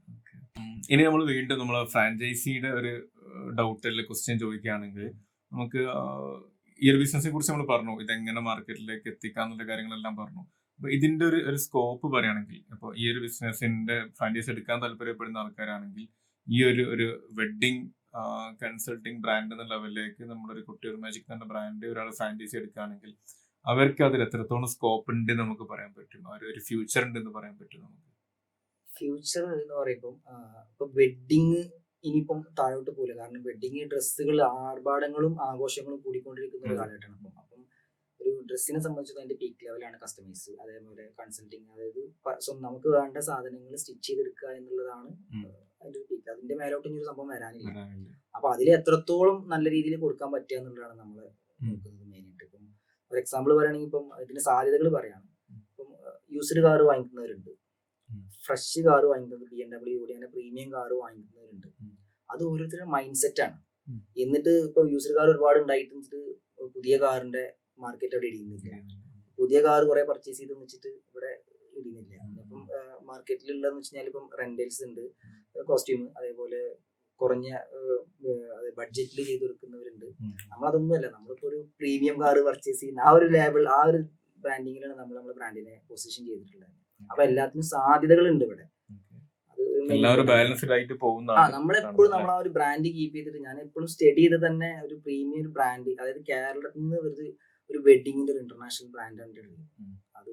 നമ്മളത് പഠിച്ചിട്ടാണ് നമ്മൾ ഇതിലേക്ക് എത്തിയിട്ടുള്ളത്. കാരണം കുറെ വർഷം നമ്മൾ അവസാന വാക്കാവണം എന്നാണ് നമ്മുടെ ഒരു ആഗ്രഹം. അതിന്റെ നല്ലത്, ഏറ്റവും നല്ല ഫാബ്രിക്കും ഏറ്റവും നല്ല ഫിറ്റിങ്സ്, അതിന്റെ റോ മെറ്റീരിയൽസ് ആയിക്കോട്ടെ, ഏറ്റവും നല്ല, നമ്മളിപ്പോ ബഡ്ജറ്റ് എന്നല്ല, അതിനേക്കാളും കൂടുതൽ നമ്മൾ ഫോക്കസ് ചെയ്യുന്നത് ക്വാളിറ്റിയിലാണ്. നമ്മൾ മെയിനായിട്ട് ഫോക്കസ് ചെയ്യുന്നത്.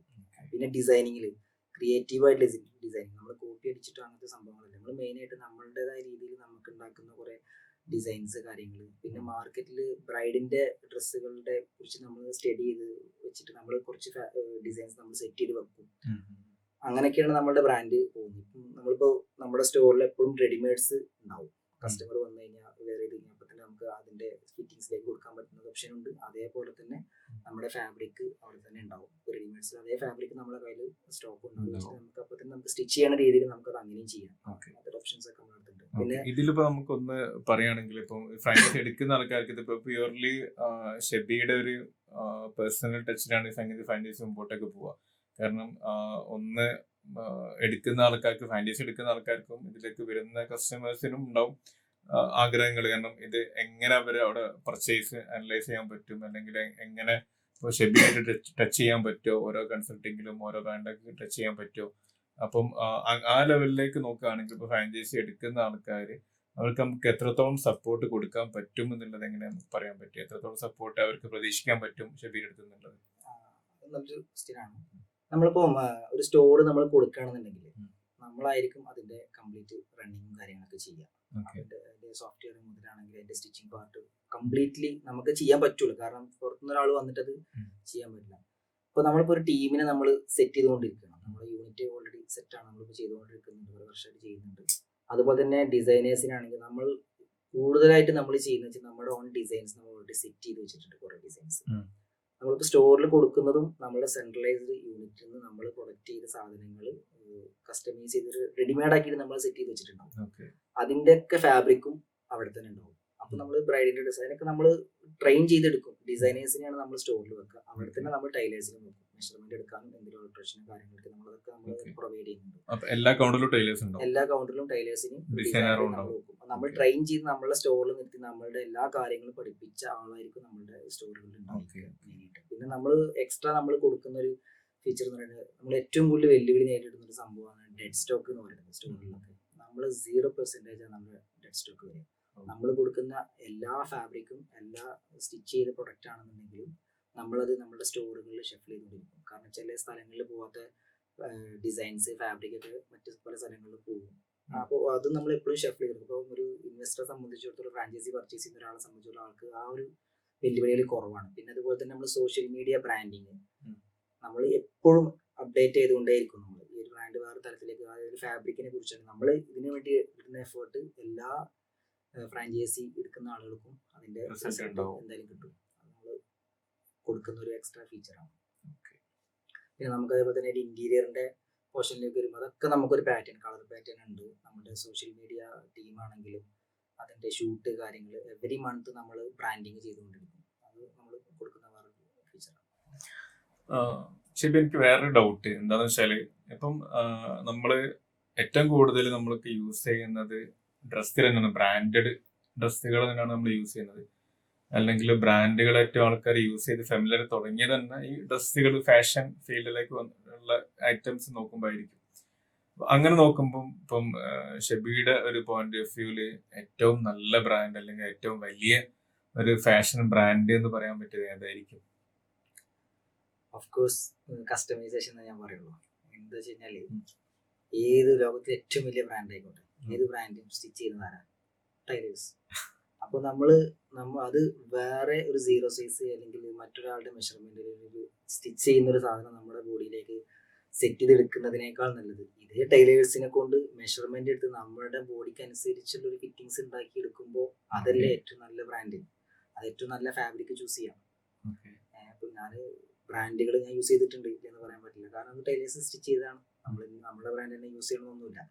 അപ്പോൾ ബ്രാൻഡിനെ കുറിച്ച് പറയുമ്പോൾ എപ്പോഴും കസ്റ്റമൈസേഷൻ ആണ് ഫസ്റ്റ് ചോയ്സ്. അതിന്റെ ഒരു കംഫർട്ടും അതിന്റെ ആ ഒരു കോൺഫിഡൻസ് ലെവലൊന്നും ഒരിക്കലും ഒരു ഇന്റർനാഷണൽ ഏത് ബ്രാൻഡ് ആയിക്കോട്ടെ കിട്ടില്ല. കാരണം ഫാബ്രിക് കൊണ്ട് തന്നെയല്ലേ ഏത് ഇന്റർനാഷണൽ ബ്രാൻഡും ചെയ്യുന്നത്. സ്റ്റിച്ച് ചെയ്യുന്നതാരാ? ടൈലേഴ്സ്. ഇത് രണ്ടും കൂടെ നമുക്ക് നമ്മുടെ മെഷർമെന്റിൽ നല്ല ഏറ്റവും നല്ലൊരു പ്രീമിയം ഫാബ്രിക് എടുത്തിട്ട് നമ്മൾ സ്റ്റിച്ച് ചെയ്ത് വെച്ച് കഴിഞ്ഞാൽ അതിനേക്കാൾ നല്ലൊരു ബ്രാൻഡ് വേറെ എന്തുള്ളത്? നമ്മളെ ഏറ്റവും നല്ല ഫിറ്റിങ്സ് ചെയ്യുകയാണെങ്കിൽ അതല്ല ഏറ്റവും നല്ലൊരു ബ്രാൻഡ്. ശരി, നമ്മൾ ഇത്ര നേരം ഇപ്പൊ നമ്മൾ ചെയ്തുകൊണ്ടിരിക്കുന്ന കാര്യങ്ങളും ഫ്യൂച്ചറും കാര്യങ്ങളൊക്കെ സംസാരിച്ചു. അപ്പം ഇനി ശരിക്കും നമ്മൾ നെക്സ്റ്റ് ഒരു അപ്ഡേഷൻ ഈ ഒരു ഫീൽഡിലേക്ക് എന്താണ് നമുക്ക് എക്സ്പെക്ട് ചെയ്യാൻ പറ്റുക? അടുത്തൊരു അപ്ഡേഷനിലേക്ക് ഇന്നോവേഷൻ എന്ന രീതിയിലേക്ക് നമുക്ക് എന്താണ് ഈ ചെയ്യാനുള്ളത്? നമ്മളിപ്പം വസ്ത്രങ്ങൾ കുറെ ചെയ്തു കഴിഞ്ഞ ഒരുപാട് എക്സ്പീരിയൻസ് ഉണ്ടായി. ഈ ഒരു എക്സ്പീരിയൻസ് നമുക്ക് ഏറ്റവും കൂടുതൽ വെല്ലുവിളി എടുത്തൊരു സംഭവമാണ് ഷൂ. അതായത് ഫാഷന്റെ ഏറ്റവും അടുത്തെടുക്കുന്ന ഒരു ഇമ്പോർട്ടന്റ് ഘടകമാണ് ഷൂ എന്ന് പറയുന്നത്. ഇപ്പം നമ്മൾ തന്നെ പല ഡ്രസ്സുകൾ കോമ്പിനേഷൻ ചെയ്യുമ്പോൾ നമുക്ക് ഷൂ, ഇപ്പോൾ മാർക്കറ്റിൽ പല ഷൂസുകളും കിട്ടും. നമുക്ക് കോമ്പിനേഷൻ ചില സമയത്ത് നമുക്കൊരു റിസ്ക് ഫാക്ട് ആണത്.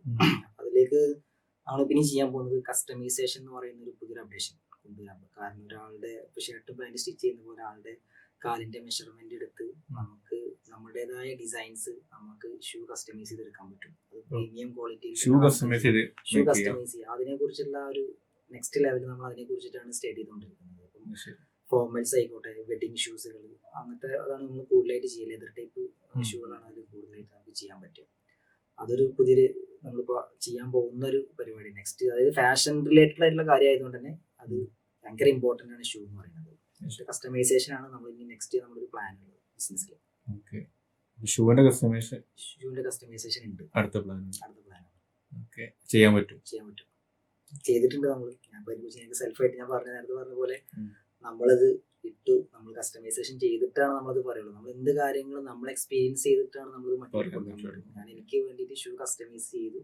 ഇപ്പൊ വെഡിങ്ങിലേക്ക് വന്നപ്പോൾ എനിക്കാണ് ഫസ്റ്റ് ബ്ലേസർ അടിച്ചത്. അത് എനിക്ക് ഓക്കെ ആയതുകൊണ്ടാണ് ഞാൻ അതിലേക്ക് വന്നത്. ഓരോ സാധനങ്ങൾ ഫസ്റ്റ് ഞാൻ യൂസ് ചെയ്തത്. അതുപോലെ തന്നെ ഷൂ ഇപ്പൊ ഞാൻ കസ്റ്റമൈസിങ്ങിന് കൊടുത്തു, അതെനിക്ക് കിട്ടി, ഞാൻ അതിൽ ഹാപ്പിയാണ്. അതിന് ക്വാളിറ്റി വൈസ് ആണെന്നുണ്ടെങ്കിൽ എന്താണെങ്കിലും നമ്മുടെ ഓൺ ബ്രാൻഡിൽ ചെയ്യാനാണ് നമ്മൾ കൊട്ടിയൂർ മാജിക്കിന്റെ ബ്രാൻഡിങ്ങിൽ ചെയ്യാനാണ് നമ്മൾ ഉദ്ദേശിക്കുന്നത്. ശരി, നേരത്തെ പറഞ്ഞല്ലോ കളർ കോമ്പിനേഷനെ കുറിച്ചിട്ട്. ഇപ്പം ശരിക്കും എനിക്ക് ഡൗട്ടാണ് ഈ ഒരു പാന്റിന്റെ ഷർട്ട് മാച്ചിങ് നോക്കൽ എങ്ങനെയാന്നുള്ളത്. എനിക്ക് മാത്രം പലപ്പോൾ എല്ലാവർക്കും ഉണ്ടാകുന്ന ഡൗട്ടായിരിക്കും ഇതിന്റെ മാച്ചിങ് എങ്ങനെ നമ്മൾ സെറ്റ് ചെയ്ത് കൊണ്ടുവരാന്നുള്ളത്. അപ്പൊ ആ ഒരു കോൺട്രാസ്റ്റ്, കളർ കോൺട്രാസ്റ്റ് നമ്മൾ ശരിക്കും എങ്ങനെ നമുക്ക് സെറ്റ് ചെയ്യാം? അതിനെന്തെങ്കിലും ലോജിക് ഉണ്ടോ? അല്ലെങ്കിൽ അതും നമുക്കൊരു അഡ്വൈസ് കൊടുക്കുകയാണെങ്കിൽ എങ്ങനെ അത് കൊടുക്കാൻ പറ്റുക? എന്ത് അഡ്വൈസ് കൊടുക്കാൻ പറ്റും? അത് പറയുമ്പോൾ അതൊരു എക്സ്പീരിയൻസ് ആണ്. അത് എത്രത്തോളം പറഞ്ഞു കഴിഞ്ഞാൽ ആൾക്ക് മനസ്സിലാവും എന്നുള്ളത് പറയാൻ പറ്റില്ല. കാരണം എന്താ വെച്ചാല് അതിപ്പോ ചില കളേഴ്സ് കാണുമ്പോൾ നമുക്ക് തോന്നും അതിലേക്ക് ഇന്ന കളർ പോലെ. നമ്മൾ ചെയ്ത് വന്നപ്പോൾ ഉണ്ടായിട്ടുള്ള ഒരു എക്സ്പീരിയൻസ് ആണ്. എക്സാമ്പിൾസ് ഒക്കെ പറയാം. ചില എക്സാമ്പിൾസ് ഒക്കെ ആൾക്ക് കണക്ട് ചെയ്യാൻ പറ്റും. ഇപ്പം ഒരു സ്കൈ ബ്ലൂ എടുക്കുകയാണെന്നുണ്ടെങ്കിൽ സ്കൈ ബ്ലൂവിന്റെ ഓപ്പോസിറ്റ് കോൺട്രാസ്റ്റ് എന്ന് പറയുന്നത് സ്കൈ ബ്ലൂ ഡാർക്കിലേക്ക് വന്നു കഴിഞ്ഞാൽ നെവി ബ്ലൂ ആണ് കിട്ടുക. അതേപോലെ കോഫി എന്ന് പറയുന്ന കളർ ലൈറ്റിലേക്ക് വന്നു കഴിഞ്ഞാൽ ബേജ് കളർ കിട്ടും. അതുപോലെ ഗ്രീന് പിസ്തയിലേക്ക് കിട്ടും. അതേപോലെ ചില കളേഴ്സ്, പിന്നെ ഇത് പുറമെ ഇതിന്റെ കൂടാതെ ചില കളേഴ്സും മാച്ച് ആവും. ഇപ്പൊ yellow and black, yellow and white, അതേപോലെ ഗ്രീൻ ആൻഡ് ബ്ലാക്ക്, അങ്ങനെ കുറച്ച് കളേഴ്സിലൊക്കെ മാച്ചിങ് കിട്ടും. അതിപ്പോ എങ്ങനെ പറയണം എന്നുള്ളത് അറിയാത്തൊരു കൺഫ്യൂഷനുള്ള സംഭവമാണ്. കാരണം ചില സംഭവങ്ങൾ ഈ നമ്മൾ ഈ ലോജിക്ക് വെച്ച് പോകാതെ നമ്മുടെ മൈൻഡിൽ വരുന്ന സാധനം നമ്മൾ ഇമാജിൻ ചെയ്യും. ചില കളേഴ്സ് എനിക്ക് കാണുമ്പോൾ നമ്മുടെ മനസ്സിൽ വരും അതിലേക്ക് ഇന്ന ഇതാണ് പോവുക. ചില ഡ്രസ്സിന്റെ മുകളിൽ ചില പ്രിന്റുകളായിരിക്കാം, ചില ഷർട്ടിന്റെ മുകളിൽ ചില സ്ട്രൈപ്സ് ഉണ്ടാവും. അപ്പോൾ ആ സ്ട്രൈപ്സിന്റെ കളറായിരിക്കും നമ്മൾ പാൻസ് കൊടുക്കുക, അതുപോലെ പ്രിന്റിന്റെ കളറായിരിക്കും നമ്മൾ പാൻസ് കൊടുക്കുക. ഇപ്പോൾ ഒരു ബാക്ക്ഗ്രൗണ്ട് ഒരു വൈറ്റ് ആണെങ്കിൽ ഒരു ബ്ലൂ പ്രിന്റ് ആണെന്നുണ്ടെങ്കിൽ അതിൽ 2 ഓപ്ഷൻ ആണുള്ളത്, ഒന്ന് വൈറ്റ് അല്ലെങ്കിൽ ബ്ലൂ. അതാണ് അതിന്റെ കറക്റ്റ് പ്രോപ്പർ സ്റ്റൈലിംഗ് എന്ന് പറയുന്നത്. അങ്ങനെയാണ് നമ്മൾ സെറ്റ് ചെയ്തിരിക്കുന്നത്. ഇപ്പോൾ സ്ട്രൈപ്സ് ആണെന്നുണ്ടെങ്കിൽ ഒരു ബ്ലാക്ക് ഷർട്ടിൽ വൈറ്റ് സ്ട്രൈപ്സ് ആണെന്നുണ്ടെങ്കിൽ അതിലേക്ക് 2 ഓപ്ഷൻ ആണ്, ഒന്ന് ബ്ലാക്ക് പാന്റും ഒന്ന് വൈറ്റ് പാന്റും. അങ്ങനെയാണ് കളർ കോൺട്രാസ്റ്റ് സെറ്റ് ചെയ്യുക. പിന്നെ ചില ഓപ്പോസിറ്റ് കോൺട്രാസ്റ്റ് കൊടുക്കും, ചില മോണോക്രോമാറ്റിക് ആയിട്ട് അങ്ങനെ കൊടുക്കാറുണ്ട്. അത് നമുക്ക് അപ്പോൾ തോന്നുന്ന ഒരു ഐഡിയാസ് ഫാബ്രിക്കിനനുസരിച്ച് ഞാൻ ഡിസൈൻ ചെയ്യും. ഒരു വരച്ചിട്ടോ അല്ലെങ്കിൽ ഒരു ഇതല്ല, നമുക്കൊരു ഫാബ്രിക് കാണുമ്പോൾ നമ്മുടെ മൈൻഡിൽ ഒരു സാധനം വരും. ആ ഒരു മൈൻഡിനനുസരിച്ച് നമ്മൾ അത് ക്രിയേറ്റ് ചെയ്തൊരു സാധനം സെറ്റ് ചെയ്യാം. അപ്പൊ അത് സെറ്റ് ചെയ്യുന്നതോട് കൂടി തന്നെ അതിന്റെ സ്റ്റൈലിംഗ് നമ്മൾ ചെയ്യും. അപ്പോൾ അത് കംപ്ലീറ്റ് ആവുള്ളൂ. അതിന്റെ ഷൂ, അതിന്റെ അതിലേക്ക് വേണ്ട ആക്സസറീസ്, ചെപ്പല്, ഒരു സ്പെക്സ് ആണെന്നുണ്ടെങ്കിലും അതിന്റെ എല്ലാ കാര്യങ്ങളും ചെയ്യുമ്പോൾ അത് കംപ്ലീറ്റ് ആവുള്ളൂ. അത് കളർ കോൺട്രാസ്റ്റ് എന്ന് പറയുമ്പോൾ ഇത് മാത്രം കളർ കോൺട്രാസ്റ്റ് മാത്രം റെഡി ആക്കിയിട്ട് കാര്യമില്ല, അതിലേക്ക് വേണ്ട എല്ലാ ആക്സസറീസും കൂടെ വരുമ്പോൾ അത് കറക്റ്റ് ആവുള്ളൂ. അത് നമ്മൾ എക്സ്പീരിയൻസ് കൊണ്ട് പഠിച്ചിരിക്കുന്ന ഒരു സംഭവം. ഒരു എക്സാമ്പിൾ പറയുന്നത് ഇപ്പൊ തേനീച്ചന്റെ തേന് നമുക്ക് എടുക്കാൻ പറ്റും, തേനീച്ചന്റെ കഴിവിന് ഉണ്ടാക്കുന്ന കഴിവിനെ നമുക്ക് എടുക്കാൻ പറ്റുമെന്ന് പറയുന്നത്. അതേപോലെ തന്നെ അതിപ്പോ എനിക്ക് എക്സ്പ്ലെയിൻ ചെയ്ത് തരാനുള്ള ലിമിറ്റേഷൻസ് ഉണ്ട്. നമ്മൾ മൈൻഡിൽ വരുന്ന കാര്യങ്ങളായതുകൊണ്ട് തന്നെ ലിമിറ്റ് ഉണ്ട്. അതാണ് അതിന്റെ ഒരു. അപ്പോൾ താങ്ക് യു ഷെബി, വളരെ ഇൻഫോർമേറ്റീവ് ആയിട്ടുള്ളൊരു സെഷനായിരുന്നു നമുക്കിത്. ഫ്രാഞ്ചൈസി ഷെബിയുടെ ഒരു ഫാഷൻ ബ്രാൻഡ് ഫ്രാഞ്ചൈസി എടുക്കാൻ ആഗ്രഹിക്കുന്ന ആൾക്കാർക്കും അതേപോലെ ഡ്രസ്സിങ്ങിനെ കുറിച്ചിട്ടും നമ്മൾ ഫാഷനെ കുറിച്ചിട്ടും ഒക്കെ അവയർനെസ് വേണ്ട ആൾക്കാർക്കൊക്കെ ഭയങ്കര ഇൻഫോർമേറ്റീവ് ആയിട്ടുള്ള ഒരു സെഷൻ ആണെന്നാണ് എൻ്റെ ഒരു വിശ്വാസം. അപ്പം thank you very much. Okay.